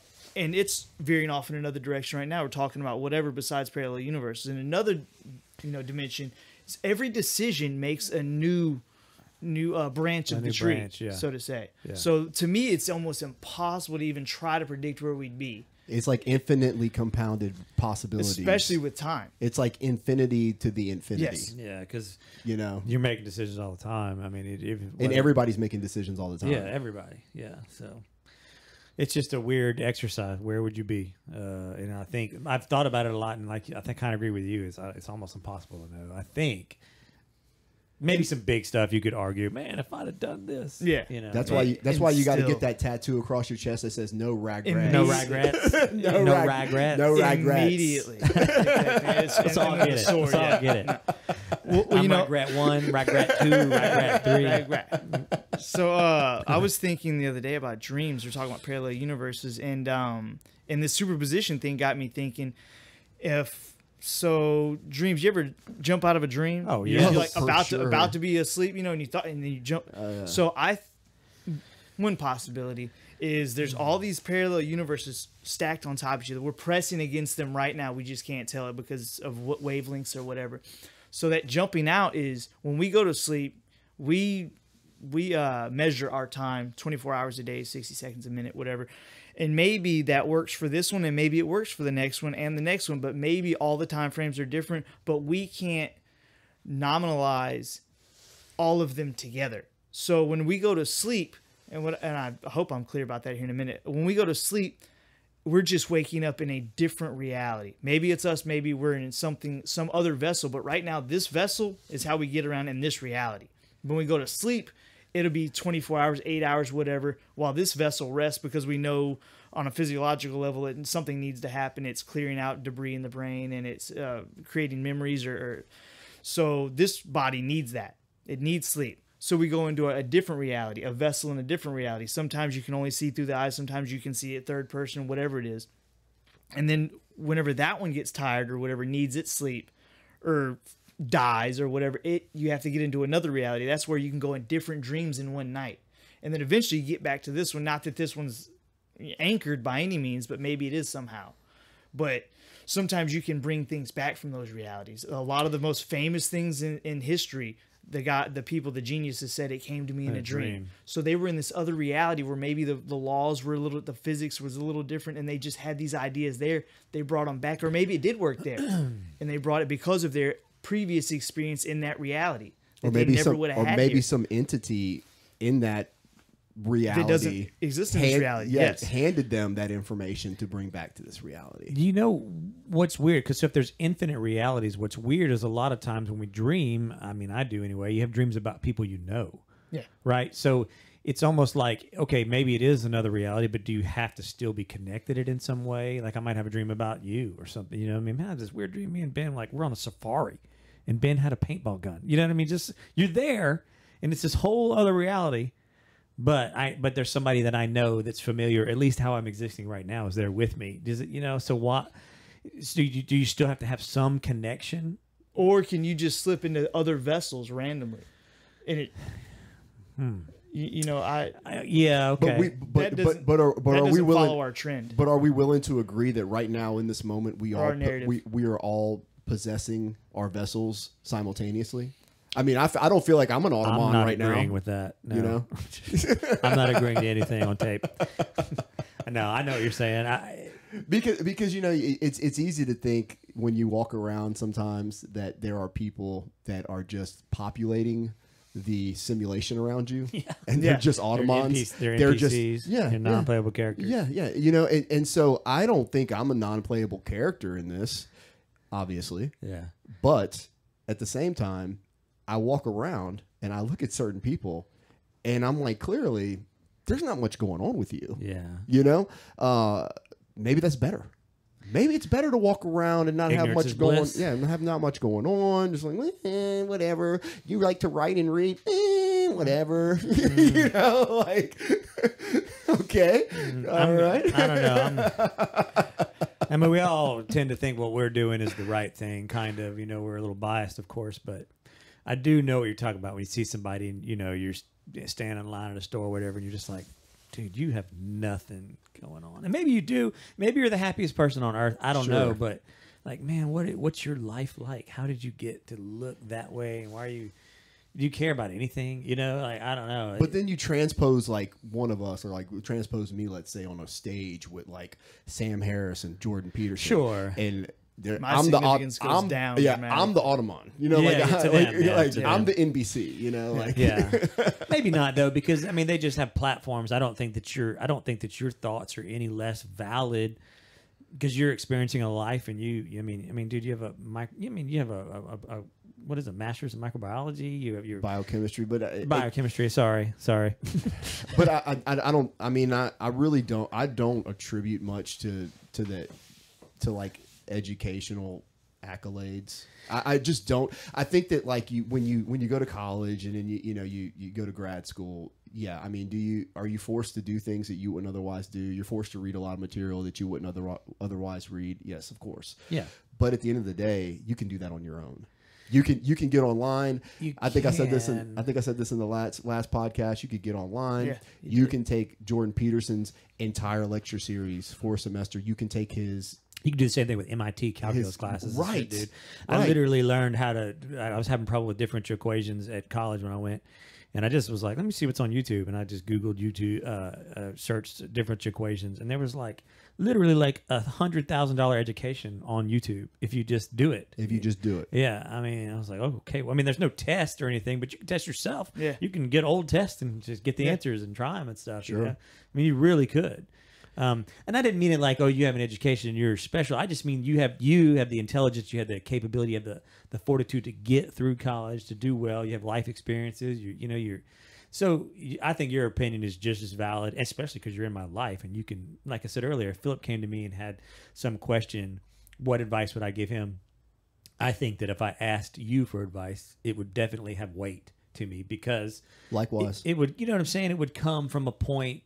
It would come from a good place, and I know you, so I mean, almost a lot of what Jordan Peterson says. I mean, I've read it and listened to it and all that stuff. It almost seems it's just almost like, yeah, well, I know that. Maybe somebody's got to slap you once in a while and remind you, but I kind of know it too. You know what I mean? And I'm so sorry to constantly bring this guy up. No, that's okay. But I mean, I'm going to put it in the tag on the video, and it gets more views. That's fine. I'm putting you guys through the same tortures I put Tammy. You know, like She's poor like, girl. God, Phillip. Like we were in San Francisco driving around, and I'm we had rented a car. We were driving up the coast to Mendocino, and here I am. I'm listening to Jordan Peterson's lectures online the whole time we're out there. It's just nothing but Jordan Peterson, and I'm sure the poor girl at some point was like, could we listen to some music? Just a fucking song, please. Can we listen to one something? song? I like hip hop. Put some hip hop on already. I know you got some hip hop. Jesus. So I mean, this right? Rap for us. yeah. Anything else?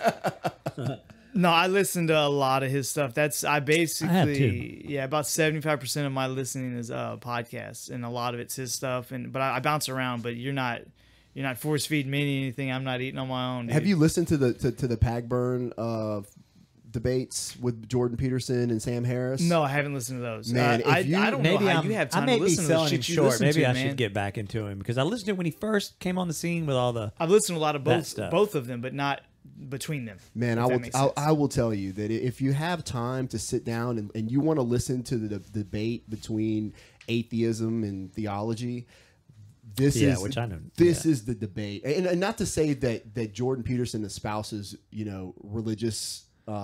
He's not like a proponent of religion, It seems more like history based, kind of. But there's something there. There's something there that has always been there for us. And if we're going to move forward and we're going to embody some new philosophical approach to life, we can't just abandon the thing that brought us to this point where we were able to conceive that possibly Jesus Christ is just a metaphor. I mean, if we're gonna say, because you go to church and they're like, Jesus Christ was a real person, he died on the cross, and if you don't believe that, then you're not a child of God and you're not going to heaven. Whoa, that's a lot. Yeah, that's a lot to take in, because when you read the Bible and you read stories about Jesus, I always read it in metaphor. It's always something. There's always something deeper going on in all of that. And to abandon those principles that arose out of the teachings, out of the metaphorical teachings of Jesus Christ, like if you just abandon that, then what are you moving towards? What are you moving into? With Marxism, they moved directly into socialism and communism, and that led them to the gulags. There has to be some type of established parameter that we operate within. And I think that religion has provided that for us for thousands of years. What do you think it's going to morph into? What? Because I think it's morphing as we speak. I think away from religion. I think that I don't know, because I'm not numbers. I'm not intellectual enough to even. I can't even go there. Yeah. Because my mind can't process past a certain point. Yeah, I'm the same way. Yeah, it's like I get to a certain point. I'm I'm like, your point. I'm back here, but we I'm both have our points. but seriously though, man, like I feel lost in the information and the feelings and the data and the emotions. Yeah. All these things that we're tied to and that we believed in our entire lives, and to start questioning certain moral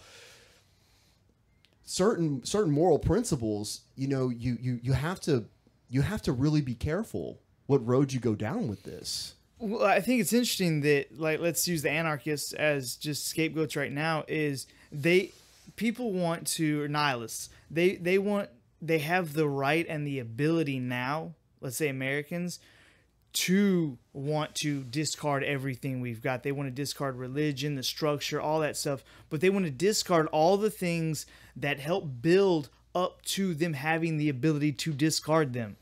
They want to get rid of everything and with no structure to offer. They want to burn it all down to the ground. They don't acknowledge just for the sake of burning it down. They don't acknowledge that the fact that they're able to have this opportunity is because of the structure. Yeah, they just want to, and they have nothing to offer in that sense. No other structure, nothing like that. It's weird. It's like America shouldn't be involved in wars, and it's like they haven't thought of it in that. It's like, but America became America because of war. Like we went to World War II, and we had a. It's like there's no afterthought for them. Sorry, but like you're like you said. I mean, you're abandoning the whole foundation. That got you to the point where you are. That's like standing on a mountain and then just being like, you know what, the hell with this mountain. And then you wipe it away from the screen, and you're standing over thin air. Yeah. There's nothing holding you there, but nothing but gravity and whatever's wherever you're going to fall, you're falling. It's like we were talking about before. You can't really say, well, if we hadn't have done these things, we'd be in a better position, because maybe we wouldn't. Maybe we should be so lucky that we've used some certain things to get us to a point where we can abandon the things that where we've come from. But should we do that? No, we should at least acknowledge them. We should talk about them. We should, restructuring is one thing, but abandoning completely, is totally different. I don't mind debate about what we should have done, if we should have been in World War II or not, if we should have been in Vietnam or not, if we should have been in where we are now or not. That's fine. But just to say, now we need to do X, Y, and Z, and that's it. I mean, that's. And the scary thing to me is we can sit here and have this discussion, and we to me, I don't have much to offer on that. I don't have, well, what would you want to go to? I don't know enough. Yeah. I'm not smart enough. But yet we're not addressing that in our school system. We're not teaching our kids to think that way. Critical We're just thinking, not. yeah. We're teaching them how to pass the fucking whatever exam they have to pass. God, are we even doing that anymore, whenever man? they get up old enough, I want my kids to be able to, when asked these things, have solutions, have at least some small example of a solution, no matter how small it is. Whereas me, I just don't have it. Yeah. I don't think I have the mental, I probably have the capacity, but the ability right now, I just don't have it. I don't have enough intelligence or enough information. And once again, and you have people that just want to discard it all. And I just don't agree with that. I don't think that's a good idea. Yeah. I mean, maybe start, if you have A through Z, maybe start changing A and we can go from there, but you don't just drop the alphabet and think you're still going to fucking communicate with English. Well, I think what It's just happens not is gonna happen. I think what happens is there's not even a discussion, like you said. There's not even a discussion about where we're willing to take this train of thought. Right. So, you know, if we created the alphabet and then we're looking back at the letter A, we're not even debating the origins of A, the procession of A into the form that you see today, and how changing that could possibly affect all future outcomes. There's nobody on the other side of this, the side that's willing to burn it all down, that wants to sit down and have this conversation. Yeah. They just want to say, you offend me, and your thoughts offend me, and you're part of a patriarchy, and you're part of this hierarchy where you suppress me, and that empowers me with the intellectual right. Like, that makes me better in all of this. So if I say burn it down, we're gonna burn it down. Yeah. And we're not even gonna discuss it. And you're left the people who are trying to have a logical conversation, just like and it's, at the podium, like what? And it's so ridiculous that those people will often cite like tyrannical people, or who they view as a tyrannical leader or government or entity. You know, they made you wear this or something, or they put everybody. But you want to burn down society because you're offended, and I don't have any say about it. That's what you want. Yeah. But you're not tyrannical. You don't. That's not a tyrannical idea. That's not. And they want a safe space where if you're espousing your idea, well, you know what, your idea offends me. Yeah. You know, your words hurt me. They physically hurt me. The offensive thing is getting annoying. It's getting fucking annoying. It's very annoying. What's your take on that, Ben? Like, you know, how old are you? You're 32? 36. 36. Yeah. Well, I tell you what, Ben is such a like if I didn't know Ben, I'd be like 23. Little bitch. Maybe if I didn't know you, but today when you were tapping me, I definitely absolutely hell no. Like, if I see you in the wall, like in the line at Walmart, like, I'm just thinking to myself, like, man, please somebody fuck up in this line, please. Get my camera out. Pushing people into me. What the fuck, dude? Trying to start some shit. That dude called you a name or something, man. That's funny. Ben's a bitch. Yeah. Faggot. People call me a faggot. Oh man. No, I mean, was that your name in Bellator, Babyface Ben? Yeah, it was my nickname in MMA in general because Babyface Part. Yeah, Babyface. Because whenever we first started training over in Glenmore in like a barn, basically, we got ready for my first fight, and they came, like the newspaper, whatever, they talked to me, they came and they said, well, what's your nicknames? I don't need a nickname. I don't like nicknames. I don't like nicknames. It's like people calling their kids nicknames. Why don't you just fucking, that's their name now. Yeah. Just forget about their name. So I was like, I don't have a name. Yeah. You know, and like Bunny. Hey, Bunny, what's up? That's not their fucking name. His name's Richard. Why are you calling him Bunny? Oh, it's because of this story. It's their street name, dude. Yeah. So, I have a nickname for my daughter. I hardly ever call her name. I'm a hypocrite. I'm a fucking hypocrite. I fought it for so long. My son, his name's Talon, but I call him Tot. Toddy, yeah. Because they called him that for so long. I'm like, why are you guys calling him that? Why? Just his name's fucking Talon. And one day it was Tot. You couldn't put it back in. It's out there. It's out there. And it was just Toddy. Hey, Toddy. I love it. Yeah. But once again, I'm a hypocrite. No, I'm just saying. I call my daughter Peanut, and I'll call her Peanut until I'm dead. Yeah, You know what I I'm mean? same It should way be with Tom. 45. I'll be, what's up, Peanut? Yeah, I'm just saying. I don't know. But they demanded, they wanted a nickname. I'm They with wanted you. a nickname, and I was like, just leave me alone. So the lady was you like, know? okay, babyface.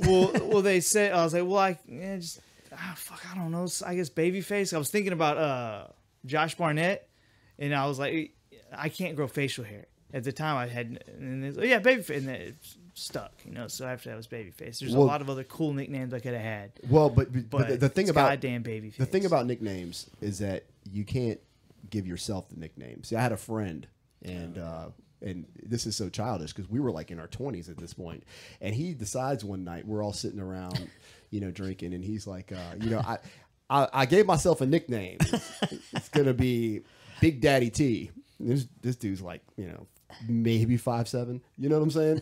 Like, dude, first of all, there's nothing big about you. Second of all, you can't give yourself a street name. Yeah, bro. you can't do that. No. You have to be given your name. Yeah. No, so now we're going to give you like the worst possible name that we can think of. And to this day, he ain't got no nickname. Fuck no. He ain't even got, no, you've been banished Yeah. from the street, Yeah, son. you can never have a We had a nickname now. friend. We had a friend that gave himself a nickname. It was Peckerwood. Not a clue why. Never. But he's like during parties, whatever. Man, we're gonna go straight Peckerwood. What the fuck's that even mean, dude? Peckerwood. And then, I never knew his real name though. Dude, Oh, you had to call him something. maybe he's got Peckerwood. Tourette's. Peckerwood. But he would drink Steel Reserve because it was the cheapest beer you can get. Straight Peckerwood. Steel Reserve. Nasty. Yummy. So speaking of drinks, are you guys going to be drinking for the game tomorrow at all? Probably some kombucha and some water. Some kombucha and water. Yeah. I may. I haven't been doing. I a may lot of do a drinking couple of lately, shots. I got some nice Yeah, it some won't be nice beer. bourbon whiskey. but- Yeah, maybe something like that. I Maybe may do a little shot of that, or just maybe we sit down and have a nice cocktail, something on the rocks, something good. Brown liquor affects me differently than people, man. So I have to watch out for it. Okay, but, so you like martinis? yeah. Okay. Well, we'll have a martini for you. Okay. Yeah. Like an olive martini. Yeah. Yeah, Or- yeah. That's what Tammy drinks. Yeah. She Oh, sweet. loves, she loves Yeah. martinis. Martinis yeah. are good, man. Yeah. Yeah. I got some vodka shit, man. I'll bring it. I mean, Okay. I drink once in a while. It's just kind of rare for me. I don't really drink that much, but on certain occasions, you know, like on the weekends, Yeah. I may have a glass of wine, you know, and that's maybe one night. Yeah. Out of the weekend, I might have a glass of wine, but like probably like once a month, once every couple of months, I'll have a couple of cocktails, and you know, try not to get too far out of hand. You know. Yeah. Have y'all ever had sleep paralysis before? Yes. You have. Okay. 100%. Okay. Have you been? Do you have ever had that? We were talking about dreams earlier, and I wanted to bring it up, but I just kind of just remembered. Man, I think I have, but it wasn't in any dire sense of the word. So, Do you know the folklore behind that? Well, did you see the lady? I forget it, but I've read about it. Did you see the lady?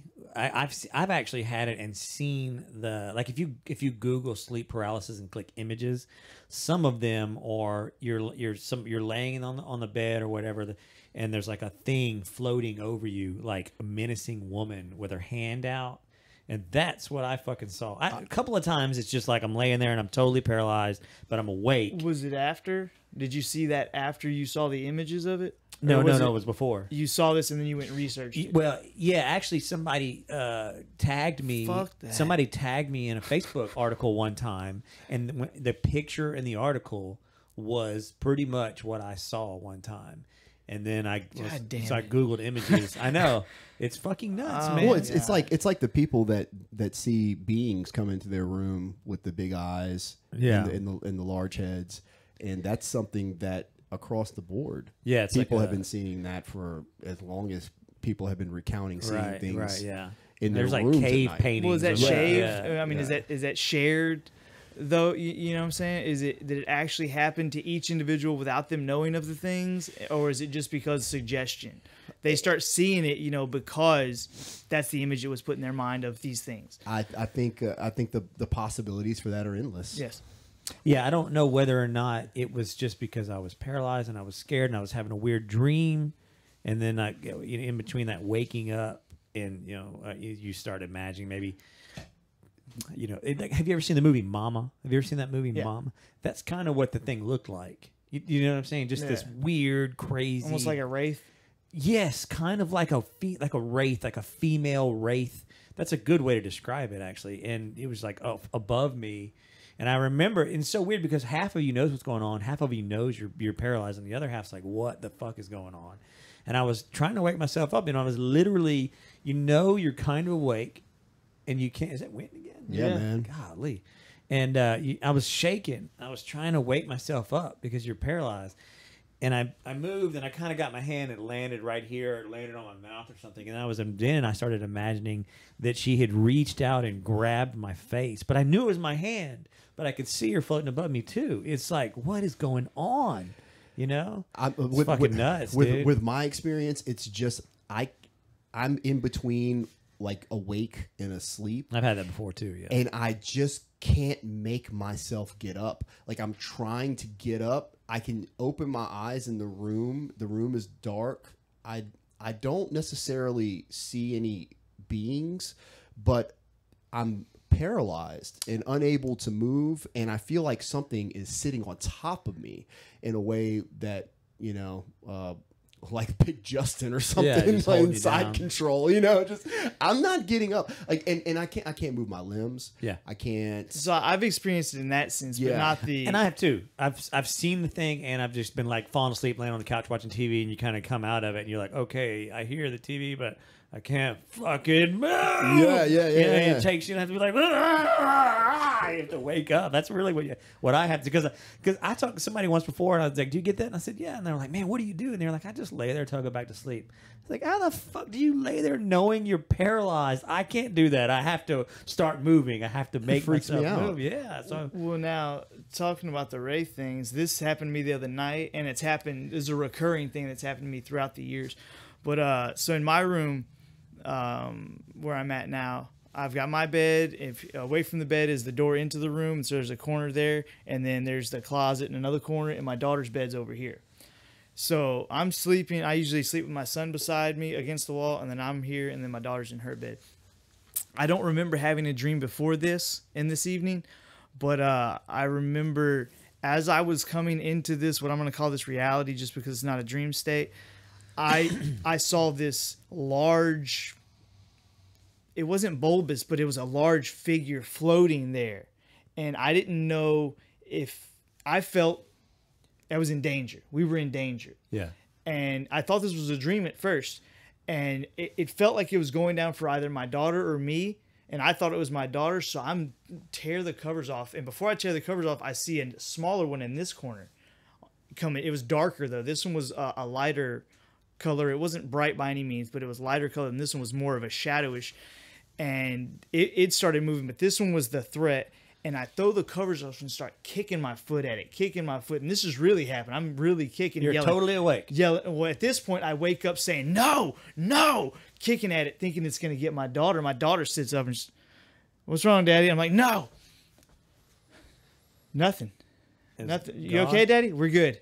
We're good. It realized I realized that my brain was playing a trick on me because maybe the lights from outside made it a shadow move or whatever. But before that, in that dream state, that was something else. And I don't know why it fabricated in that sense, but that's happened to me before. Maybe it wasn't a trick. Well, yeah. Like I said, that's how I can reason in my brain. But yeah, I'm with you. It makes you feel better to think it was a trick. Yeah. Well, it sure as fuck helped me go to sleep last night. It makes me feel better. Yeah. Yeah. It makes me, I think of when I see people like just crazy people on the side of the road going, just talking to themselves and being like, man, get away from me. Get away from me. You don't know me. And there's nobody there. Like, maybe they fucking see something. Yeah. I don't know. I mean, Absolutely. They've got the window. Yeah. They can see through that window. Something. Absolutely. Some little tear in their reality that they can kind of peek in. Yeah, it's weird. One of the scariest things in Louisiana is, after Hurricane Katrina, I don't think a lot of people know this, but they shut down this huge psychiatric facility in New Orleans, and downtown, and that place never reopened, and it sent a lot of people who were housed in the psychiatric facility just kind of dispersed through the city, through the state. Some of them got actually absorbed by the nursing home industry. The state of Louisiana lessened its standards for nursing home admission when it comes to psychiatric illness, and it allowed them to place them in the nursing home setting, but wasn't a long-term solution to the problem. However, this is a long-term problem, and they never rebuilt those beds. After Katrina, I went down into New Orleans. This is probably 3 weeks, maybe 4 weeks after Katrina. And I'm downtown New Orleans. There's nobody out there, man. I mean, things are still boarded up. Yeah. I mean, the streets, if you've ever been to New Orleans on a Saturday night and the streets are packed and everybody's having a good time. Yeah. This was in the middle of the day and it was like a ghost town. Yeah. But usually when you go to New Orleans, there's always that crazy person that you're talking about. That's There's like, always get the the guy fuck away from me. Yeah. What are you doing? Having a conversation with themselves, But on this particular day, the only people on the street were those people. And it was like every 20 feet you were walking, and there was somebody with a psychiatric illness that was doing their psychiatric thing. They were just whatever they all were over. doing. And obviously not medicated, on the street, in the elements, and completely engrossed in whatever fantasy the land fuck they're doing, or whatever altered state of reality they exist in that you can still see them in, but they can see something else. You think any of them share the realities? Like Fred and Bill, they're in the same one. If you get them together, they might be able to communicate properly because they're in the same one. But right now they just seem fucking crazy. I'm going to tell you this. I saw something when I was a hospital administrator for a psychiatric hospital that completely changed my perspective on the historical accounts of people who were seemingly possessed. There was a guy in there, and they called me. They have a certain code whenever they have somebody that's maybe becoming violent or disruptive, and they called the code. So I went out on the floor, and everybody was in the day room. They have a TV, tables, and in the very back, he's sitting there. So just real quick, I just want to make sure I understand. Yeah. The code for he's going to be violent. That's the code they sent out? Yeah, that's the code. Okay. And this was like a mental... What was This is a psychiatric hospital, an Okay. inpatient psychiatric hospital. Okay. And so he's in the back of the room, and he's sitting in a chair, and he's a large African-American gentleman, so if he goes ballistic, people are going to be flying through the air. This guy's big, big, and he's guy. sitting in the chair, and his eyes are rolled back in his head. So all you see is the whites of his eyes, and his fingers and his body starts contorting in ways I've never seen a human body contort. I'm talking about like every joint in the finger bending in different directions and like coming out like waves out of his hands, and like his hand bending here, like in the metacarpals. I guess that's the carpals. Just where there's no fucking joint. Where there's no joints. Like his hands just like doing this, and his fingers are bending, and his neck is doing this thing. And if I didn't know any better, and I still don't know what was going on with this guy to this day, but he looked demonically possessed. And if I were to think to myself, like, I have no clinical background, I have no clinical experience, call the Catholic priest, we need an exorcism. Like, that's what this guy looked like. They still do several thousand exorcisms a year. Yeah. But Like what's real deal exorcisms. but there are actually, like, you see the movie The Exorcist, and the lady like turns her head around. This guy didn't turn his head around. Yeah. But he was doing the most god awful movements that I've ever seen a human body do, and I can understand why someone would think that. Yeah. I mean, is there a clinical a clinical reasoning or rationale? I'm not a psychiatrist. I haven't been exposed to this like my entire life. I was only in that sector for a couple of years. Yeah. But that was the first and the only time I ever saw anybody do that. And I will tell you that there's just so much sleep paralysis, you know, ghosts. Yeah, dude, you know, I mean, there's much there's we just so much we don't know, man. know. I mean, how can you go through this life so sure of things when there's so much that we just don't know? I've had this same conversation with people, and I'm like, how? And that's kind of the point I use.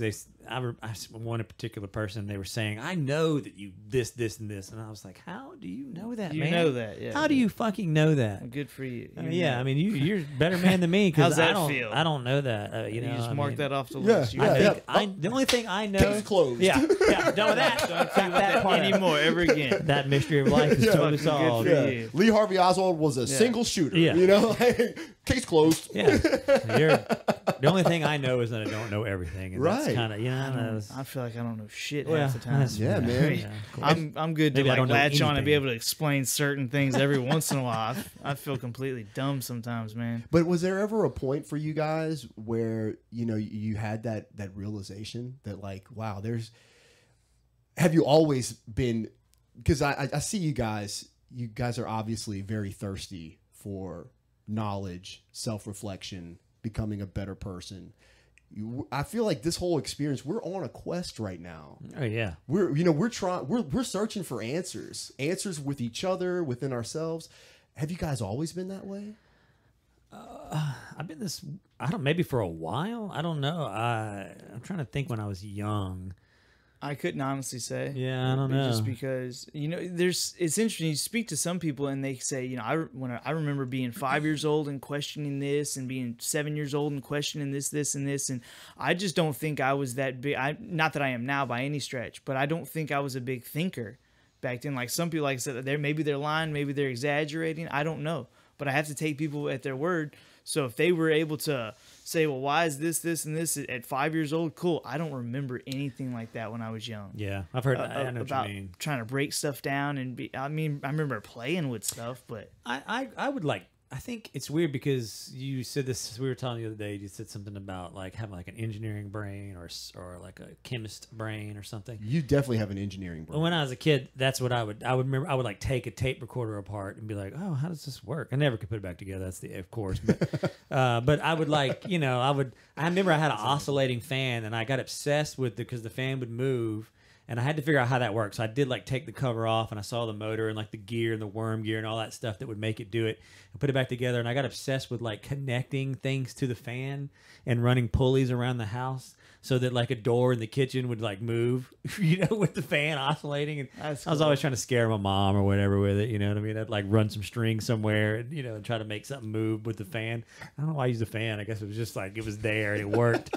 But anyway, you know, just shit like that. That's pretty creative too. I mean, dude. just stuff like that. I was always trying to do something like that. But as far as like questioning myself, I don't know if I remember when that happened or questioning reality. I got kind of interested in like theoretical physics when I was maybe like in my mid-20s or something. And then I started realizing like, oh, we don't fucking know what's going on. Like I thought scientists and, you know, physicists kind of knew. And then I realized, oh, there's just so much more to this at some level where the microscopes don't work anymore.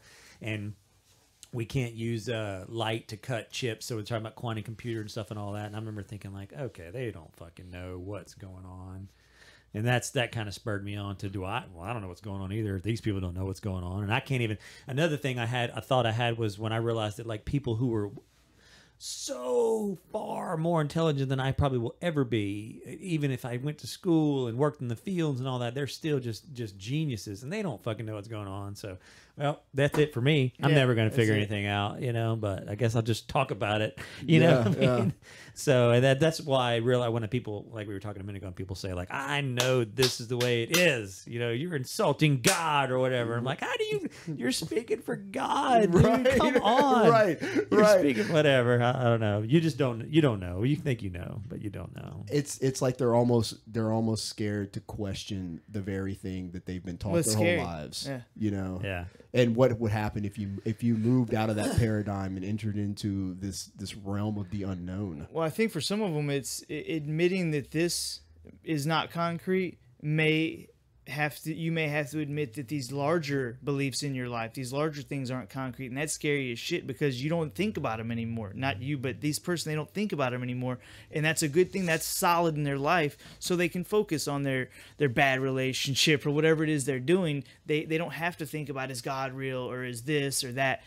So by questioning this little thing, by admitting that, just through admission, maybe something's going to open in their brain where they have to start questioning all these big things, and that's they just don't invest the time or they're whatever. And what's crazy is that there's like this embedded belief in, you know, the whole, you know, like we were talking about earlier about, you know, Jesus Christ is the Son of God, and you must believe that you're saved through the blood of Jesus Christ.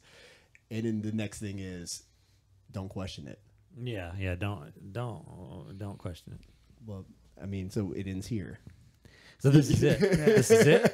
Well, that's man. Let's say all that to some degree is real. That's man's touch. Oh. Don't question it because fuck, we put a lot of work into this structure. Look where it's gonna get a society, and it's gonna get all these things. Technology is gonna advance. You're gonna be able to tell me I'm a shithead and not to believe what I believe, but you just gotta believe for a minute. But you know, but what's funny is that belief actually has brought us to where we are today. And that's what I was getting Like at. we were talking about. It did get society. Don't question it until we get a lot of people. Have you guys ever had like an epiphany at some point in your life where you realize something that you've never been able to disprove or put away? Like something that you didn't realize, and then like all of a sudden you're like, oh, maybe this, you know, you're like, this is the way, you know, maybe this is something, a certain part of reality or a component to thinking. And then it's always just kind of been like no matter what you think, no matter where you go with your thoughts, it's kind of always there. Probably, but I can't like specifically. Maybe have you? I mean, you have something in mind because I probably could think of something, but I don't know. The nature, maybe I guess the nature of reality for me, it's like, and I know this is going to sound very like elementary and like fundamental, you know, but I thought at one point that everything as far as like reality, like all of matter and reality, it's just this continuous line of infinity in both directions. Like we exist as human beings, and as human beings, we're made up of organs, which are made up of tissue, which are made up of molecules, which are made up of, you know, made up of cells, which are made up of molecules, which are made up of atoms, which is made up of subatomic particles, and then that line just keeps going, like into infinity. Who knows how far down? Yeah, I don't think it ends. Yeah, maybe it doesn't. And then going in the other direction, we're human beings. We live on the earth. Yeah. The earth revolves around the sun. The sun is in the, you know, is in the solar system. The solar system is in the Milky Way galaxy. The Milky Way galaxy is in, you know, and it just keeps going in that direction, other direction infinitely. Yeah. And so matter exists infinitely. Like, you remember in school when you draw that line and you put when you made that little arrow on that line, that meant infinity. Yeah, it never fucking stops.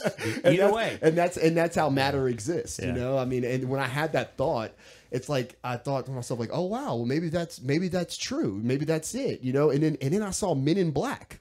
You know, and it was probably like 10 years later. I saw Men in Black, and they had the same. That was a good movie, by the way. But they had the same kind of idea where, like, I guess like the Earth was in this, like, you know, was in in this tiny thing, and then like this huge being like steps on it at the very end or something, like the universe. They're playing marbles with it or something. Yeah, that's what it is. Marbles. That's what it is. That's what it is. Yeah. So it's like, and also to those beings, because of their, I'm kind of. I mean, now that you're saying this, yeah, it's kind of jogging my memory of having those same kind of thoughts. Yeah. But those beings in particular in the movie would experience time differently, physics differently. Oh yeah. At least as far as our understanding goes, because they're so much larger. You know, if they're even. Maybe, you know, they don't even perceive light because light can't even. I mean, they're just gigantic. You know, I mean, it's an interesting thought. That so maybe those are gods. Like maybe that's the God, like the God of infinite time, like the person that created everything. You know, I mean, not to you know make it seem so cartoonish, but you know, in a very metaphorical way. You know, like you said, like there is no time for this person because, or not say person, I'm humanizing it obviously because there's a concept and I can't remember what it is, but there was and I'm going to butcher a lot of this, but like we said, we do a lot of hearsay on this podcast.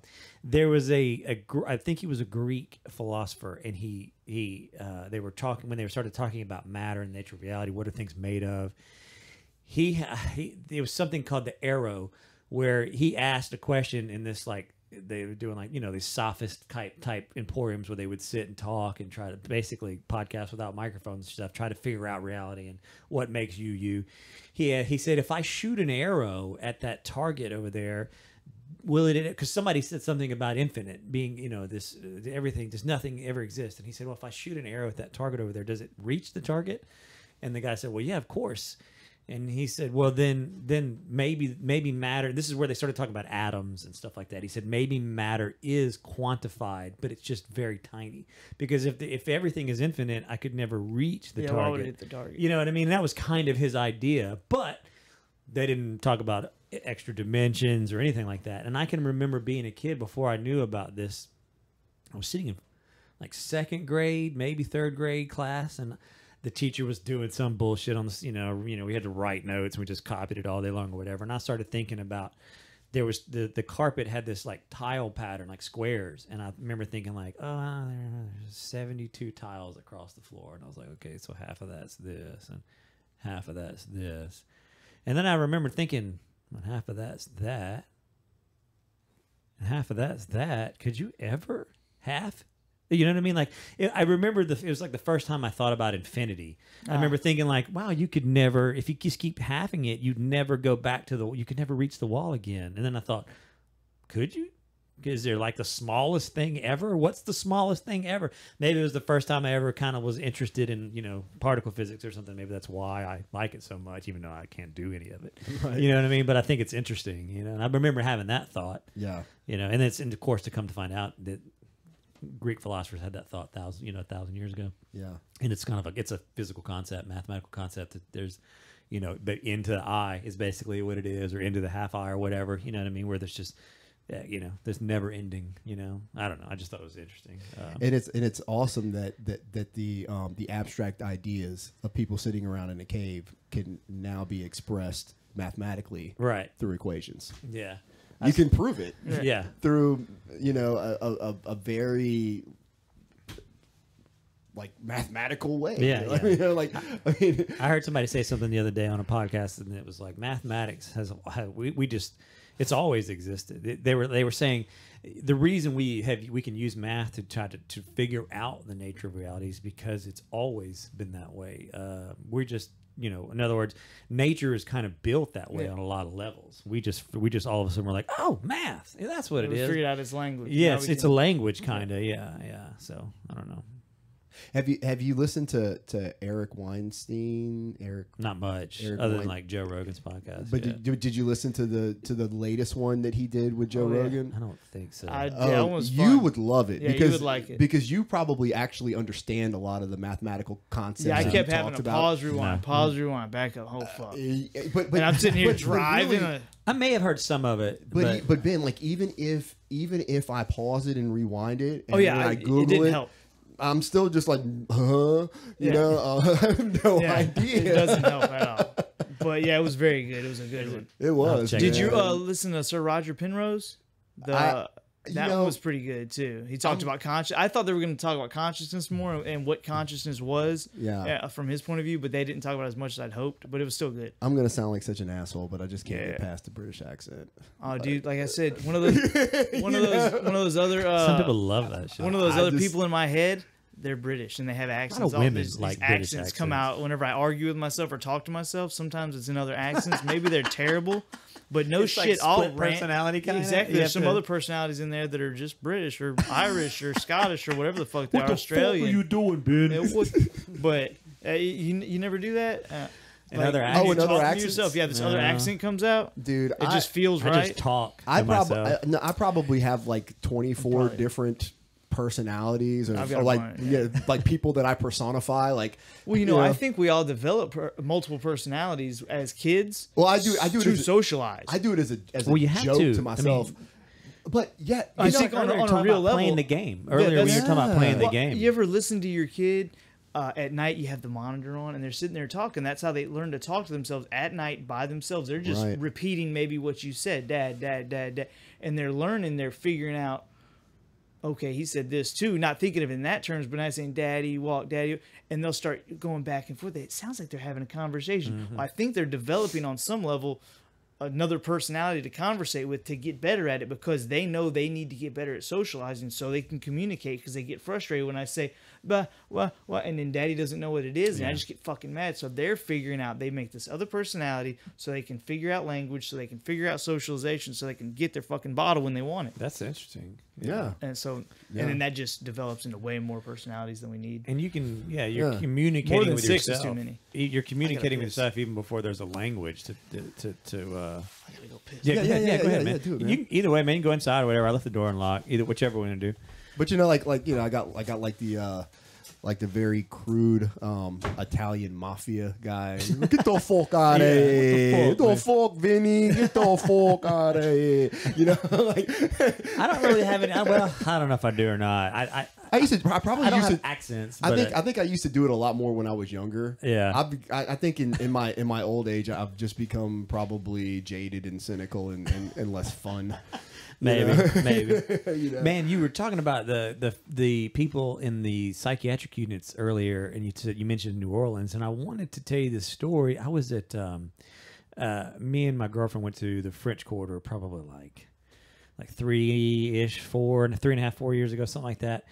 And we had a room on St. Anne. You know where St. Anne is? Like if you're looking at the cathedral, it's the street right to the right. Sure. Okay. So we had a room on St. Anne, and we were just, we were hitting Bourbon and Royal, and just, we got a room in the quarter. So whenever you got it, which is nice, because when you got to piss, you just go and piss at the room. Yeah. Or whatever. So we're going back to the room to just to take a break, use the bathroom, shit like that. And then we're going back out, and then we're going back to the room. And then we went back to the room one time at like 1:30, 2 in the morning. We did whatever, and we're leaving, and we walked out of the hotel in St. Anne and took a left, and we started walking towards Jackson Square right in front. And it's like 2 in the morning. Mm-hmm. And she's not playing on her phone, but she was like looking for something. I think there was a band. It was like, oh, there's a band playing at 2 o'clock. Let's go to see it or whatever. And so she's trying to find where it's at, and we're walking, and we get right to the edge of like the cathedral's on the right, and we're about to walk into Jackson Square, and there was literally like 100 or 150 homeless people in Jackson Square. And you could kind of hear them. You kind of hear like this as we were getting closer, and she wasn't really paying attention. I was like, "What is that noise?" We walked around the corner, and it was like we were the only ones in the area other than them. So she's on her phone, kind of like, "Oh yeah, we got it. Like I think it's on this street over here." And she's just walking, and we get around the corner, and they literally like 75 of them went like, and like turned and looked at us, and I was like, baby, and I was grabbing her and trying to pull her back, you know. And she was like, what? And she looked up, and she was like, oh shit! And they were like coming towards us. I mean, this is 2 in the morning, 100 and something people, Walking Dead. Yeah, it was like a scene. You ever seen the scene in The Walking Dead where they're like walking, and all of a sudden they turn a corner, and all the zombies are like, ah! That's exactly what it was like. It's like a little situational awareness saved you from the zombie apocalypse. We'd have fucking wandered right. If I'd have been on my phone and she'd have been on her phone, we'd have walked right up in the fucking middle of it, man. When did this happen? 3.5, 4 years ago, something like that. Yeah, we had a hotel room on St. Anne Street. It's looking at if you're looking at the cathedral from Jackson Square, it's that street to the right, And you know what, that's really scary, because we have a serious homelessness problem in this country, and the vast majority of those people have some type of psychiatric illness, and that's the reason why they're homeless in the first place. Yeah, of course. What breaks my heart worse than anything else, man, is to see these people that are homeless and they have kids. Like, you got kids, man, and you're homeless. Yeah, how does that even? Oh, that just breaks my heart, and it's like you want to help, but can you help? Like, can you help that situation? I just, I don't know. It's horrible. It's horrible. Maybe I'm just a bleeding heart for kids in that respect. But I feel like in that particular instance, man, all kids should have an opportunity in life. And if you're out there living in the streets with your heroin addict mother, what kind of chance do you really have, man? You know, like, not a good one. you know, and if you give that lady $10, you know, is that kid going to see any of that money? No, it's just going to go in her arm, Yeah. you know? Sad. It But is. like you said, they should have a better opportunity. But I mean, can they? I mean, no matter how good we could make society with social programs and all that, is there always going to be some element of people that just fucking just do the wrong thing and wind up in that situation? You know. And I'm not saying this applies in this particular situation, but Ben and I were talking earlier before we hit record. I'm reading this book by Jonathan Haidt, and it's The Coddling of the American Mind, and it's basically talking about the tenet of the, and I'm only like probably 70 pages into this book, but the tenet of the first few chapters is you prepare the child for the road and not the road for the child. So, you know, in this day and age, we've removed so much danger out of the lives of children that they're not bumping up against dangerous situations. They're not. It's like they're not taking any risk at all, and they're finding on college campuses, and we kind of touched on this earlier too. Kids that were born after 1995, they're the ones who are populating colleges as of 2014. Yeah. And a lot of this culture of safetyism and safe spaces. Everybody gets a trophy. Everybody gets a trophy, Yeah. and your words offend me. Like, all of that has arisen out of these kids that are basically a part of this internet age, you know. And we've, since the 1980s, like, the incidence of child death has dramatically decreased, and that's a terrific thing. That's a wonderful thing, awesome thing. But when we were younger, we'd go outside, we'd play all day. Dude, I'd ride my bike. I'd be miles lost from the house, dude. I mean, I was living in Vegas, and we would take our bikes. How old? I'm like 11, 12 years old. We'd have our Perfect. we have our bikes. I was like, thinking that too. We have our bikes like out like in like. So I had this buddy, right? Ride 6 miles to some gas station in the hood in Vegas. Like, Actually, I've got some really good Vegas stories, bet man. you do, man. But one I'll just talk about briefly is, like, in the neighborhoods, like, there would literally be like a neighborhood here, and then like a small mountain, okay, and then a neighborhood on the other side of the mountain. Yeah. And you could walk like across that mountain to go to your friend's house in the other neighborhood. Yeah. And that's what we would do. That's what you do. We would walk literally like across town, like, and we would traverse through deserts to get to other people's homes. Right. You know? And probably this day and age, it probably doesn't happen over there. I don't know what goes on, but children just don't play outside like they used to. They don't, man. My parents too were just. I mean, a lot of people talk about this. I was at my parents' house just the other day, and they go camping a lot. They have like a motorhome. They drive it all over the place, and they'll just set it up for a couple of days and then drive somewhere else. And they'll be gone for like 2 or 3 weeks. And they said they drive everywhere, and they're like, you'd never see anybody outside. You never see kids just playing outside ever. Like, when they do, it's like, there's a kid on a bike over there. You know what I mean? It's like, what? It's like an alien, like seeing an alien. You know? And despite the fact that crime, if you look at it statistically, over the course of the last, let's say, 30 years, across the board, statistically, crime has fallen tremendously. Has it? I don't know. I never look at that. I mean, like murders and kidnappings and everything else. But that's no consolation to somebody who gets murdered or is kidnapped. Yeah, sure. But we have promoted this culture of safetyism, and we've removed, children from all of these possible scenarios where they may be endangered or they may have to go through something where they fail, and that's what builds character is failing. I mean, we learned that in jiu-jitsu. You go on the mats and you get your ass handed to you for an hour by all these upper belts, and you leave out of there and you got your ass kicked, but you feel incredible. You feel great. You feel incredible, you know? And over time, like you build bonds with people that you go through these, you know, these tribulations with. And they're bonds that you know, that could last forever, man. I mean, like as far as I'm concerned, as long as I live in this area and you guys are here, dude, I'm your boy, dude. You need something, you call me, man. Sweet. Seriously. I need some shit done around the house. I know somebody. Okay, cool. I do too. Yeah. I don't. Why have we done that? Why have we moved? It's all like you said. It's great that kids aren't getting kidnapped as much, and they're not getting. But technology. Sit We've inside been playing video games. we've been enabled to do that. Yeah. Yeah, the ability because it's safe. We teach our kids and we nerf everything so they'll be safe because that's the mentality. That's where we're at on the wave right now. Until it hits the crest and it's going to start going down, it's going to get unsafe for whatever reason. We have to go do the ebb and flow of things like that. Dude, I mean, we unfortunately we nerfed the nursing home. You know, I mean, like, well, that's good. Yeah, because I mean, old folks, they do fall, man. Fall. What's crazy is that you know, maybe it should be illegal to nerf the nursing home so that. No. Well, actually, okay, never mind. Keep going. I want to know why. Actually, so it evens out.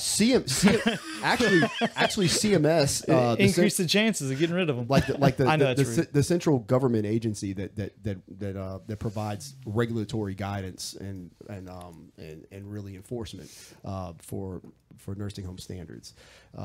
They say that you know, if you go into a nursing home, you have the right to fall. Okay. Because you know, the right to fall. Because like, let's say 20 years ago, 30 years ago, you know, you could tie somebody down to the bed. Like if they were demented and they were having a lot of falls, you could just like, just tie them down to the bed. You know, release them like every couple of hours, let them get a little range of motion, tie them back down to the bed. Well, that's a horrible quality of life, right? Yeah. But you see people, you know, that are demented. That don't understand that they can't get up. The camera's dead, so if you were, we just keep going. Okay, we still got audio. Okay, yeah, but you know, you see them and they think that they can walk and they can't. Yeah, and so they are constantly trying to get up and ambulate, and as a consequence, they get up and they fall, and they hit their head. You know, like, or they hit their elbow, or you know, like, it's not like there's no consequence to this fall. You know, so then you have to put in some type of safety measures in place to ensure that, you know, and your interventions have to be like stepwise. So like, you know, you have to have least restrictive measures. So if somebody has a fall, you have to implement like that lowest level of intervention, and then you just slowly build on it as they have more and more falls. You have to put more and more, you know, not restrictive, but just you know, more like affirmative type measures in place. They're gonna live in jello eventually. To eventually can't fall. To eventually, like, their whole bed has to be padded. You have to put, you know, mats down on the floor. You know, it's crazy, man. Yeah. It's crazy that the human mind gets to a point where the body just can't. It just can't so process. Quick. So yeah, to me, it's so quick, and it does. And Ben, it's funny you say that because it does happen quickly. Somebody can be.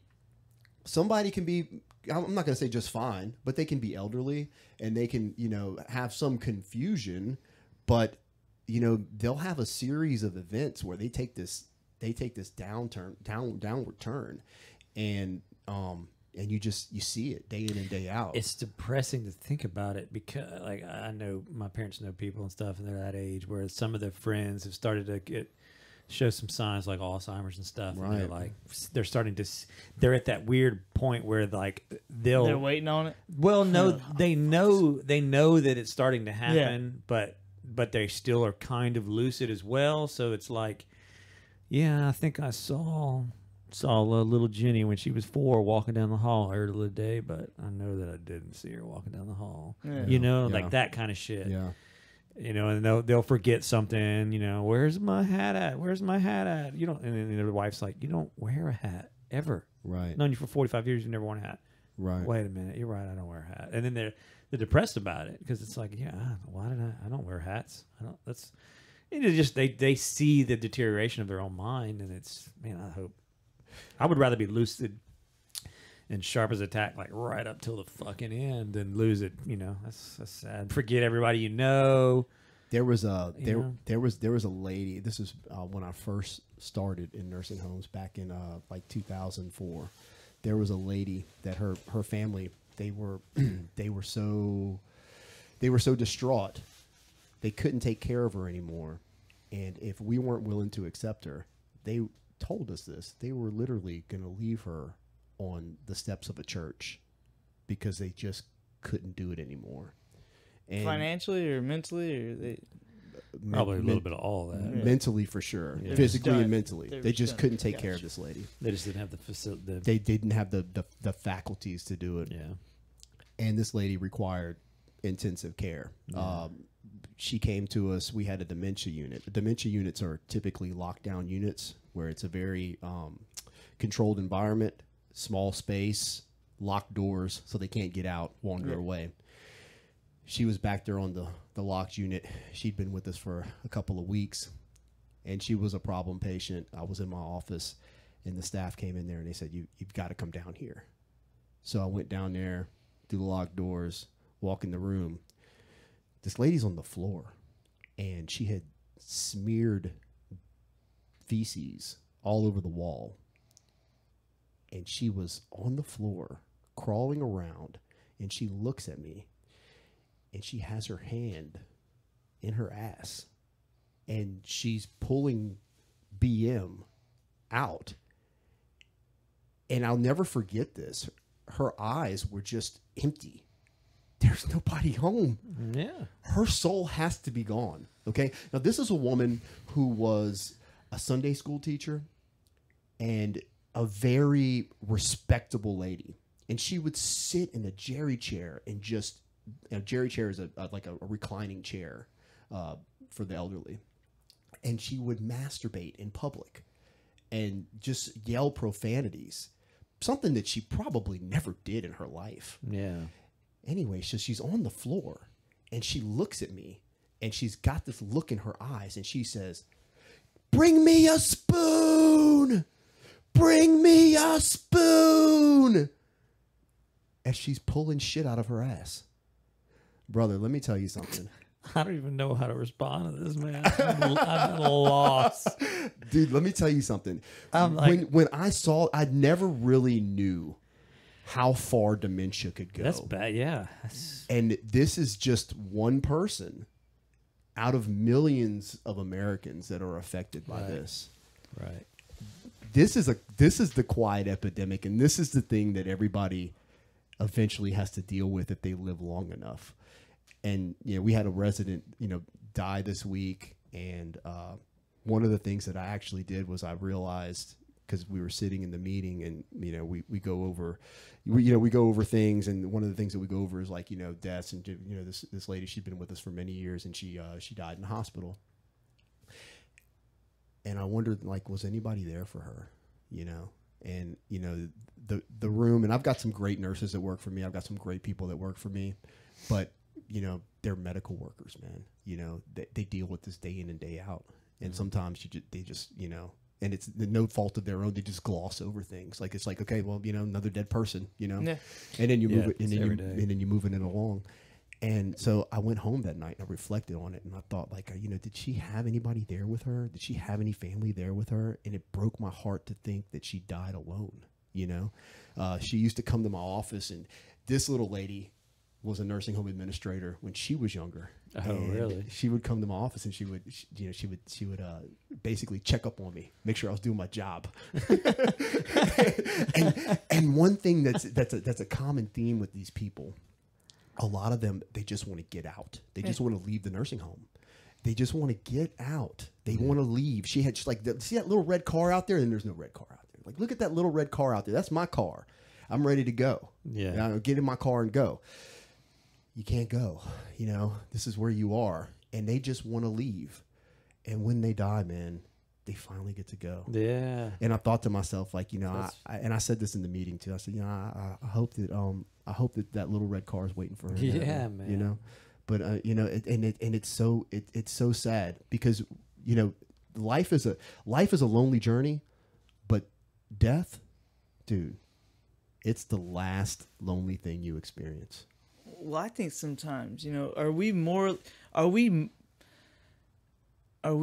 obligated, or why are we morally obligated to not let people like that make the decision? All she wants to do is get to her car. Yeah, maybe she's not going to say out loud that she wants to die, but why are we morally obligated to keep these people alive as long as fucking possible? The dementia lady. But because we're researching on her brain? Are we doing what we can to... No, we're not. No. We're just fucking stuffing her in a room until, as one can say, God does his work and it's over for her. But why are we morally obligated to perpetuate that? Well, why aren't there some standards that we can rewrite and allow something? Obviously, it makes me sound like a monster, but I don't think so. I remember like when Kevorkian was big. Yeah, that's what I was saying. You should write his prescription. If people want to, I mean, I don't. When he was big, well, yeah, when he was touring and stuff. I heard he's making a comeback. 25-year reunion. Yeah, they're lining up. He moved from clubs to theaters. He started, he was getting big. He had a special on HBO. Crowds, baby. Yeah, I just, I remember the euthanasia Asia tour. The youth in Asia tour. Why can't they just, if they want to, I mean, especially somebody who's terminally ill, cancer, losing their bodily functions, maybe they want to say goodbye on their terms. I want to tell everybody goodbye while I still can. I don't want to lay in a hospital bed for 5 years and deteriorate, or 3 years, or 2 years, or 6 months, whatever. I'm already in pain. I've still got my brain. I want to make this decision of sound mind and body. And maybe you could argue that with the dementia patients and stuff, but why not? I mean, I look at some of them, and some of it looks like that they're not there anymore. Some of it looks like I look in their eyes, and it just seems like. Like the dementia, the dementia, it's gone so far that you look in their eyes and it's just empty, just vapid. It's just a desolate, like a desolate vessel. Like there's nothing going on in there, nothing but just like autonomic functions. What leaves our body in old age to do that? And that's the thing, is that if you're gonna make the the argument that at some point give them the dignity and allow them to euthanize themselves, but at what point are they no longer in control, and who am I to subjectively judge whether or not they're still there? Because I think to myself, that person's empty, there's nothing there, right. But at the same time, how do I know? You don't know. I don't know. Yeah. I don't know. I know that they're acting out and doing things behaviorally that would not be conducive or reflective to the person that they were prior to this diagnosis of dementia. Like when they were in the vibrant, points of their life, this lady certainly wasn't, reaching in her anus and pulling out, BM and smearing it on walls when she was 32 and teaching Sunday school. Yeah. This was not something that she did, So what happens to you where you no longer are in control of your behaviors? And is that the point at which you decide it's time for euthanasia? And who makes that decision? And that's the question. Who makes that decision? And how do you legislate that? Like,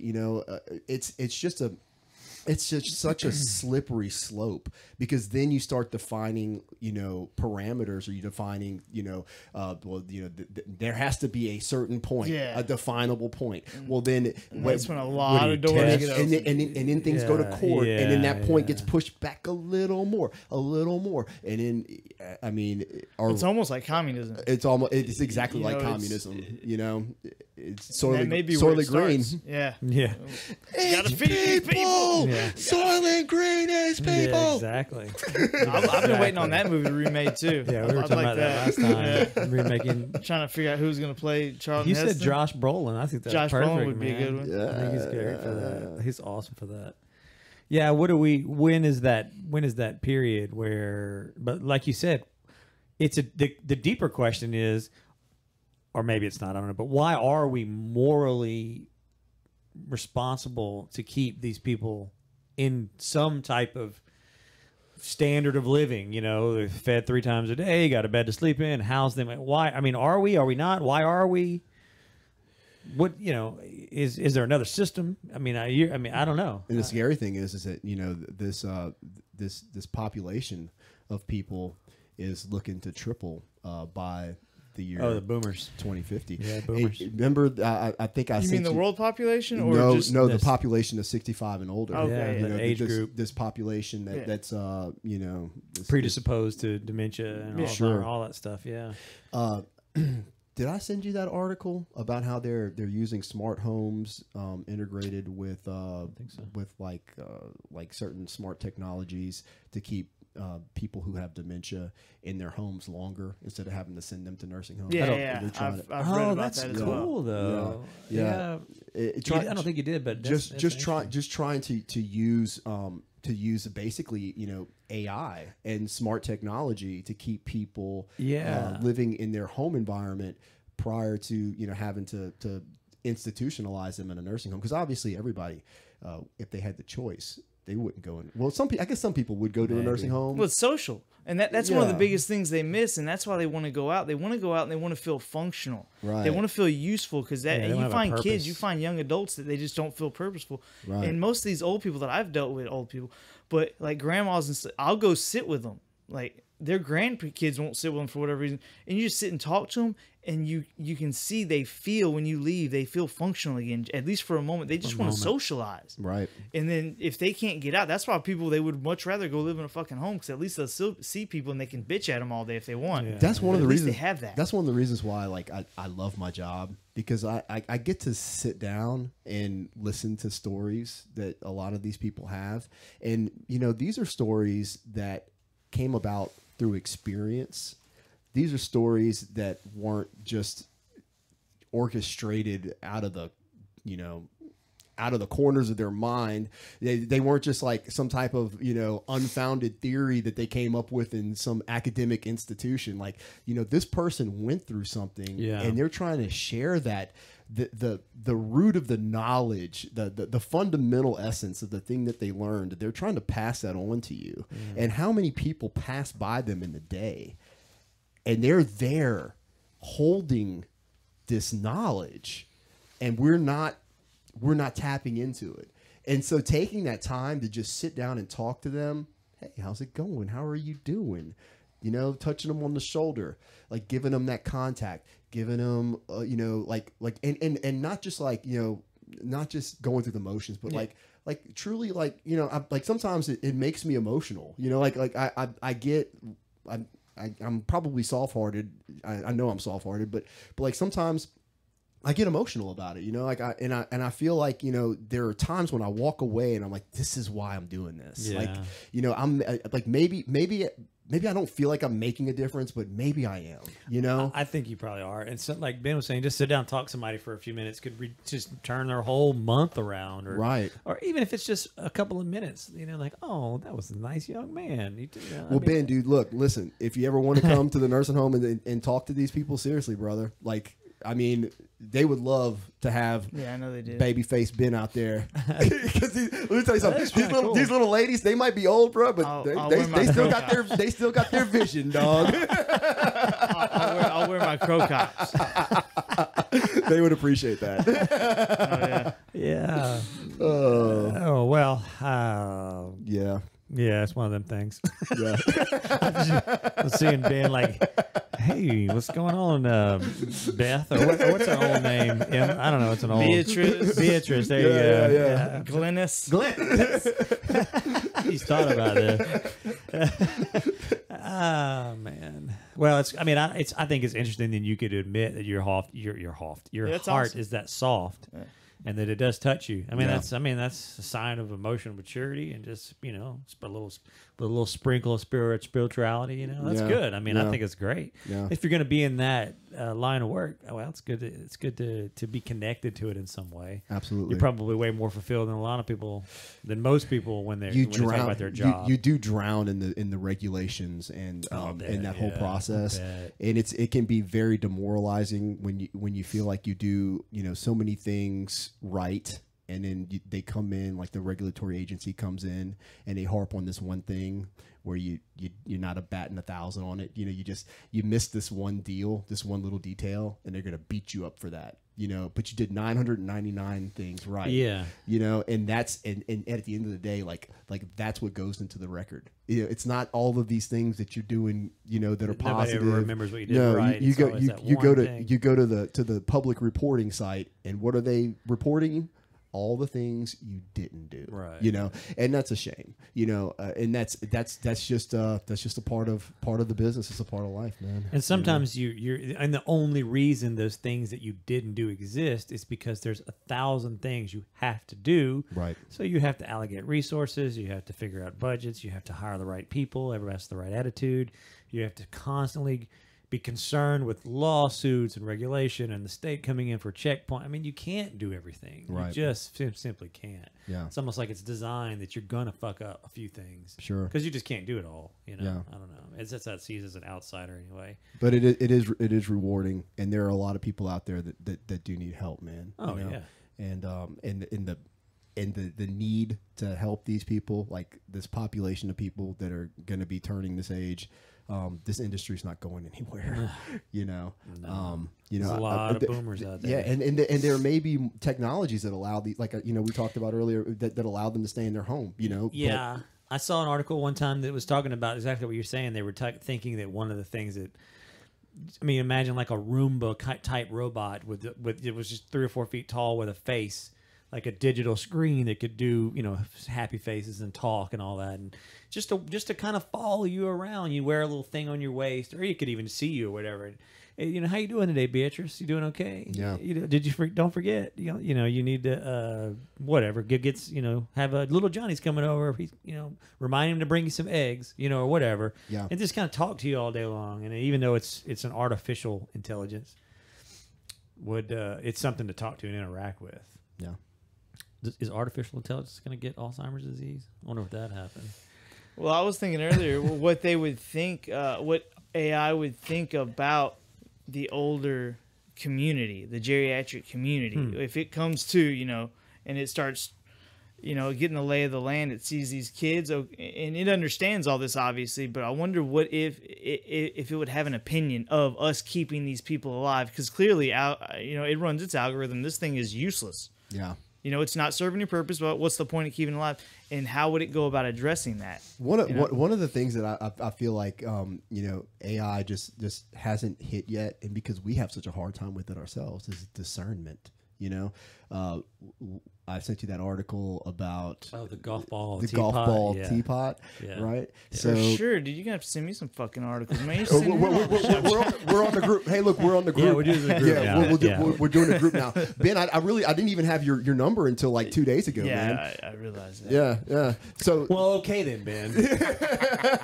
Stop giving us shit. I will not apologize. I realize I'm wrong, but I will stay fucking wrong the whole goddamn. I'm gonna stay wrong. And I'm gonna act like I'm right about it. I'm sorry, guys. Off air, I'll hug y'all.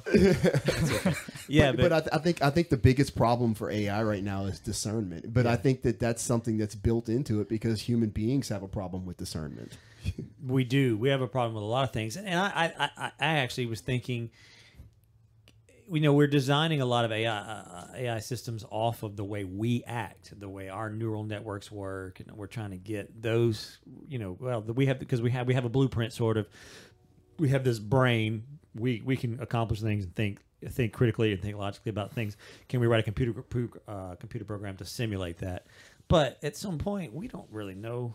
We don't know like it's because it's not just. Think about the things that go on just when you have an emotion. For example, your face changes. Right. You could feel it in your gut. You could feel it in your heart. You could feel it in your. You can have 1,000 thoughts race through your head, and we don't even know why that works. Yeah. So how are we ever going to program any of that stuff? So I think artificial intelligence at some point is never going to be like us. It's going to be its own thing, and maybe it'll compensate some kind of way. And we'll try to put our human experience into some machine, but I think at some point it's just going to go. No, we're done with that. I'm going to be my own thing now. I'm thinking on my own. I'm going to be my own thing. I don't care that you get an anxious feeling in your thing that you call a gut. That doesn't matter to me. I'm going to do this. Yeah. I don't know. I just don't think we can ever write it all. Maybe we can. Maybe I'm being short-sighted. I don't know if we can ever write it all into a program. I got to pee, guys. Okay. Can I pee real quick? Yeah, sure, okay. man. Okay, that's one thing I'd like AI to experience though is Having to fucking pee. Yeah, I know. Right back. Hey, see how long we've been going when you stand up, Phillip, if you don't mind? So the bottom in the middle, kind of on the 2 hours and 23 minutes. 2 hours and 23 minutes. Okay. Well, where does time go, dude? we'll wait till you get back before we check out. All right. Was there anything, and I'd like to ask him too, but we can hit it up next time. Is there anything in your life that you've decided recently that you're going to try to push towards? I've been trying to think of something that's. Yeah, we talked. Yeah, that's interesting. I had a conversation with somebody at class too about it. Is there anything in particular you've chosen? Like, I'm going to try this. I'm going to try whatever. I think honestly, that's kind of what doing this is. Yeah. I didn't realize it at first. Because so it wasn't a. Yeah, that's cool. That's awesome. Even set up a couple of mics. We'll sit around and we'll talk. And not just the figuring out the computer program. Oh shit, that cable didn't work. What are we going to talk about?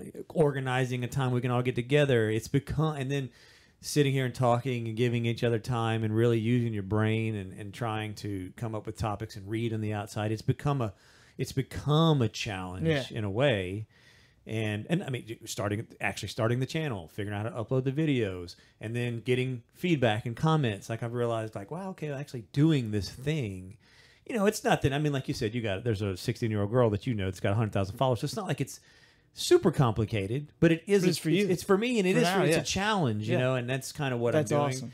And then now I've got to figure out other platforms like iTunes, Spotify, and all that stuff. And it's just you can just add layer upon layer upon layer upon layer. I'd like to get 5 or 6 of us here one day. That's a technical challenge, a scheduling challenge, and all that stuff. But so maybe this in a way. What about you? No, I've been thinking about it here last week or so. Been really wanting to figure out some way to test myself, but I haven't come up with anything yet. Obviously, I'm going to go to school. That's going to be I'm really excited about that just because of the unknown of it. Yeah. Hopefully, I'll find out in March whether I get in or not. Yeah. But that'll be a huge test. That's awesome. At very least, it's going to be stressful as fuck, and it's going to be. But that's awesome, and it's the unknown that it thrills me. Yeah, I like that too. It's the same reason like when I was a kid, I used to take a tape recorder apart or something just to see how it worked. Are you still trying to become a physical therapist? Assistant? Yeah. It's like I said, in March we'll know if I get into the program or not. And Barrett, like what keeps you from pursuing something in engineering? I mean, you seem like you know. Is it right? I mean, yeah, just doing this kind of shit. I mean, and I've always, I mean, that's kind of, I went to school for engineering and I got like halfway through or a little bit more than that, mechanical and an electrical engineering degree. And I don't know, man. It just.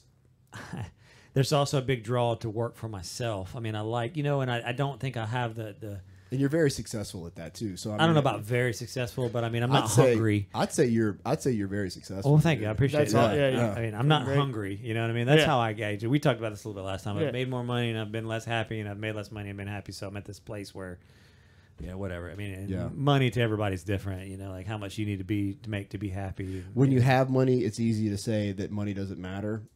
You know what I'm saying? Right. Yeah. But it is nice to have your bills paid for. Yeah. You know, it fucking helps. It helps alleviate a lot of the daily stress when you know that you're not going to be scraping by. Right. Right. That you do have a little bit of breathing room. Right. You know? Well, that's always nice. Like, yeah. And I think I used the exact same analogy last time. Like if your car, like if a belt on your car goes out or something, it's like, well, that sucks, but I'll just get somebody to fix it for me, or I'll go buy the part and I'll do it. And of course, nobody wants to, have to spend, X amount of dollars on having something that fails, like your car or something.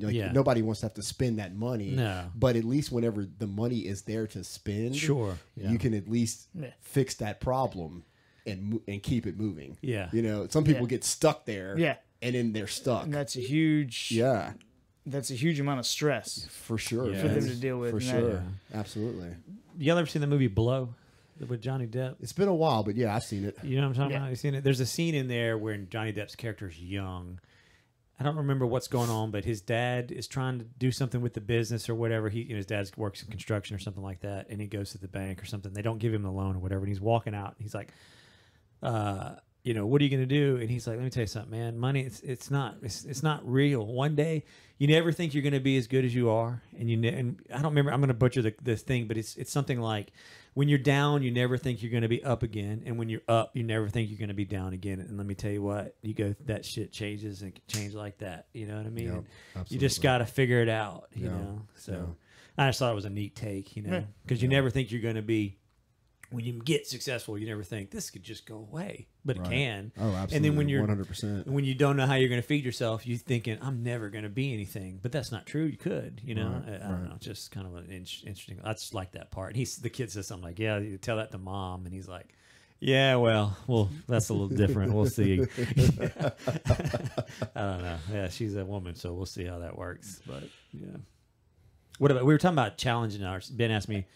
Yeah, have you decided, is there anything in your life that you've, like recently, last week or month or whatever, that you've decided you're going to try for, or some kind of challenging thing, some hardship that you're going to, whether it's, I'm going to try and do this in jiu-jitsu now, this is my new goal, or I'm going to run a marathon. Yeah, I'd really like to just get back to jiu-jitsu first. And maybe I want to get to doing a whole hour at a time of this thing or whatever. When I get back to jiu-jitsu, I do want to figure out how I can train smarter, because I feel like I'm just constantly battling injuries, dude.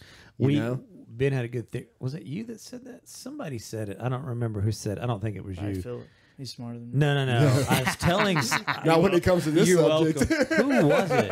I don't remember who it was. But I was telling somebody. Phillip cracked his rib and blah, blah, blah. And they said, well, that's what happens when you don't have any fat on you. There's no cushion for it to slide around. That's what I was saying. Did you say that? Yeah. So maybe eat some cheeseburgers, dude. Well, so jiu-jitsu. I ate a cheeseburger today. Okay, sweet. Man, I kind of want one now, man. Dude, last night I went for my sister. I went and got her a pizza, her and the kids, a pizza before I left. I went somewhere else. I ran by grabbing a pizza real quick.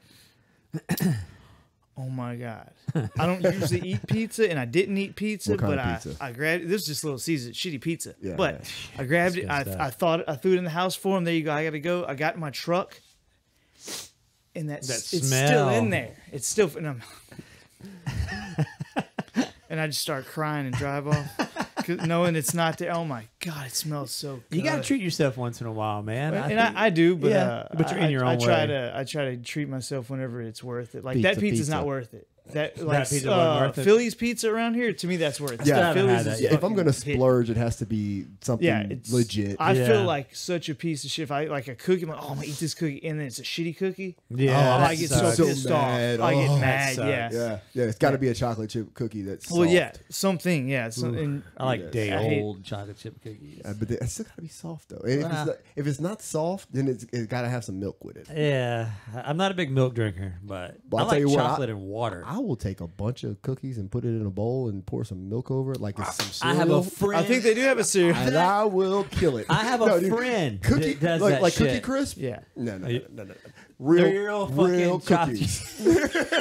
I have a friend that has these gigantic bowls, and he's like, "Dude, you know what the best cereal in the world is?" I was like, "What?" He's like, "You pour 2 bags of Chips Ahoy chocolate chip cookies in there, and a gallon of milk." And these big bowls. I was like, "You eat a gallon of milk with 2 bags?"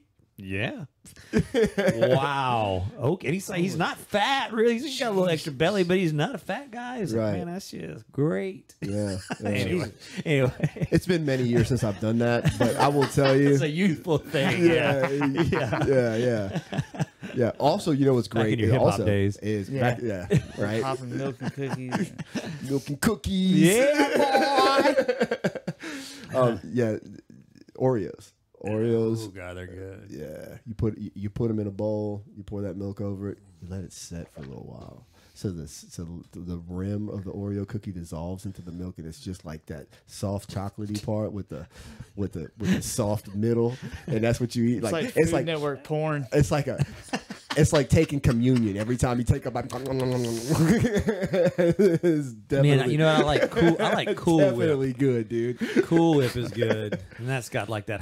What is it? The Hydrogenated, yeah. shit in it. That's horrible for you, but Yeah, it's delicious. Cool Whip. So good. Oh fuck yeah! It's so good. When I was a kid, my dad used to sit me after I got home from school. He'd sit me in front of Scooby Doo, and I'd sit there and watch Scooby Doo, and I'd eat a whole bowl of just Cool Whip. Yeah, that's good stuff. Yeah, They got one that's I'm extra with that. creamy now.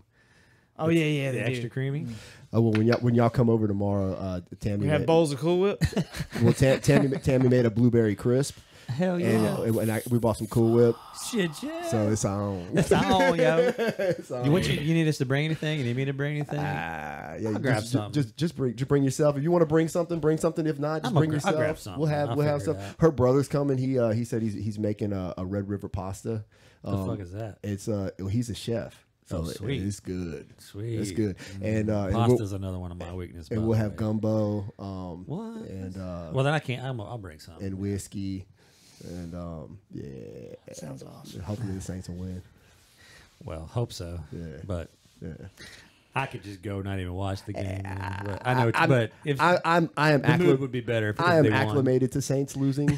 Yeah, I'm just so I'm looking at this like it's NFC Championship game. I'm just in it for the experience, baby. Yeah. Oh yeah. Well, y'all want to cut it? Yeah, or what? man, yeah, What is dude. it? It's about almost 2.5 now, probably, or something close Cool. to it. Yeah. Well, that's fun. Yeah, that's dude. fun. Thank you, Barrett. Yeah, thank you guys. Thank Thank you very Ben. much, Barrett. Yeah, Phillip, yeah. Yeah, appreciate dude. the conversation. Dude, this is the best one right here. You think know? so? Yeah, I feel that like last one y'all did was fucking good. You think so? Yeah, I thoroughly enjoyed that. Did Good. you? I'm glad you did. Yes. I just like the energy, man. Like I feel like we feed off each other and it's seamless. You Yeah. know, like at the very beginning, I was like, are we going to be able to go this whole time? You know, and I think I have that feeling every single time we Do sit you? down. Oh, did you? I wanted to ask you something because you just reminded me of. I got all crazy. Heart attack. Well, it's interesting to me. I wanted to ask you, and I meant to ask you about it because he said he gets, and maybe you heard him, he gets anxious before jiu-jitsu. Do you ever get like that? I just wanted to ask you. You know, I was thinking about that whenever y'all were having that conversation. Yeah. But no, not really. The closest I get to that is every once in a while whenever we're like find somebody, and the buzzer goes off, you got to find someone else. Sometimes I'll be like, oh fuck, I don't roll that dude. Yeah. That's it. It's not Okay. like oh fuck. It's just god damn it, I know he's gonna crush me. I don't really want to Yeah. deal with that right now. Yeah. I don't really get anxious now. Not anymore. I get that used to a feeling little bit. but like as soon as we start, I used to, like when we line up at first, I'd be seeing who was here. Like, oh fuck, I gotta roll with that guy. Yeah. Oh god damn it. See, that's- Shit, they're that's- all the murderers are here. Yeah, tonight. Shit. that's how But I not get. anymore. That's exactly how I get. Yeah, Not anymore though. It's Well, just you're about to play this life and death game, Yeah. kind of. Yeah, You know, I mean, yeah. and somebody may kill you tonight, and even though you're not really dead, obviously, you're probably not gonna get hurt either. It's still kind of like Unless you're me. yeah, unless you get your Phillip. But so if we want to address that real quick about the injuries, Yeah. what I've come up with is I was hoping I wasn't offending anyone for a while there because I started rolling lightly with a lot of people, and I think maybe I did hurt hurt feelings or whatever. But I wasn't doing it to be rude. I figured out that the lighter I roll, I would just roll 50%, say, with everybody. I don't care how hard you went. I don't care how hard you drove your knee into my belly, Phillip. I was only going to go this light because I found that if I went that light with everybody, I was less sore the next day. I got less injuries because it doesn't matter what anyone else is doing. The way I'm reacting, I'm jerkier or whatever if I'm going 70%, and I'm putting myself out there to get hurt more. Yeah. I'm just, for whatever reason or whatever's happening there, my joints are more sore. I'm getting more injuries. So I found that the lighter I roll on a regular basis, and it helps other aspects, and we can get into that later, other aspects of jiu-jitsu that it helps, but that's helped me physically be less sore and less injured, or injury-free, rather. yeah, So more injury. think so. But yeah, Yeah, so I like think that. on that. Yeah. Yeah. I talked to. It reminds me. What's the guy's name? The new guy, like longer hair. Tyler. Is it his name? Tyler. Yeah. Yes. Yeah. Yeah. I talked to him the other day after he rolled, and he was much slower. You know, he was his typical white belt. Whatever. He's jumping around, trying to win and hold you down and all that. Didn't know what the fuck he's supposed to do once he gets you there, but he's trying. And I rolled with him the other day, and I tapped him a couple more times than normal, but he was but he wasn't nearly as spastic. And after the roll, I said, look, dude, I know that you probably, I said, you feels like you're slowing down. Are you trying to slow? He's like, yeah, I'm trying to slow down. Everybody's telling me to slow down. I'm trying. And I said, well, it probably feels like you're getting your ass kicked more because, you know, I tapped, you know, I only tap you a couple of times or whatever. And then this time I tap you 2 or 3 more, you know, 3 or 4 or whatever. But so that's going to happen. But what you're going to get better at is you're figuring out that you can't just, you know, explode out of stuff. You're going to, slowing down may get you, you know, beat up a little bit more At first, but eventually you'll learn that, you know, you'll learn how to block. Instead of just spazzing out, you'll learn how to put your hand in, answer the phone, keep your hands and your elbows in tight, stuff like that. Yeah. And then once you start to survive a little bit longer, then you can slowly put that speed back into it, you know. And I think that's just probably good advice for all of us. I need to even do it every once in a while, like just breathing. just breathe and That's why I tell survive. everybody's breathe. Just breathe, just calm down, you know, just calm down. Yeah. But it does, you know, I have those moments too, like right when it's like, okay, let's get some water, everybody, let's find a partner. It is like, because it's death. You're playing this game of death, you know. I mean, it's, you know, What's funny though is that like now that I put that out there, I feel like when I come back to jiu-jitsu, and maybe it's just because I've been gone for so long, I'm gonna be so excited about it. What like about it's not gonna be like apprehension. It's gonna be like, I'm ready to do this. Yeah. I hope so. I mean, for sure. I just got to get over this rib thing, dude. Like it's still kind of sore, you know. Yeah. How long has it been? It's going on 4 weeks. I think this is Okay. I think this is week 4. So I think of maybe a couple more weeks, and I'll be able to at least drill. You know? I've got the video if you want to see it. Yeah, I actually would like to see it, man. What date? You remember the date? I think it was December 28th, if I'm not Okay, mistaken. because I've organized most of the stuff that I dumped on the hard drive by date, so I could probably find it. It real was quick. a Saturday. Yeah, it was. Yeah. I remember. It was a day that Lane got married. Okay. Oh, the 29th? The 29th, Yeah. maybe. Yeah. Okay. I think I know I've got it. If you want to see it, I can find it. I know about where it is. Yeah, okay, cool. Cool. So let's do that. All right. Well, that was fun, man. Purple Shed Podcast. Dude. Another one down, Dude. for the history books. I love you guys, man. Purple Shed. Love you, man. Yeah. Love y'all. Yeah. Appreciate you guys. All right, man. Sweet. Let's see how long did we go? What was it when you walked out? It was 2:23. It's probably close to 3 hours now, dude. we got at least probably over 2:30. Yeah, 2:40 on the dot. Sweet. It's like it's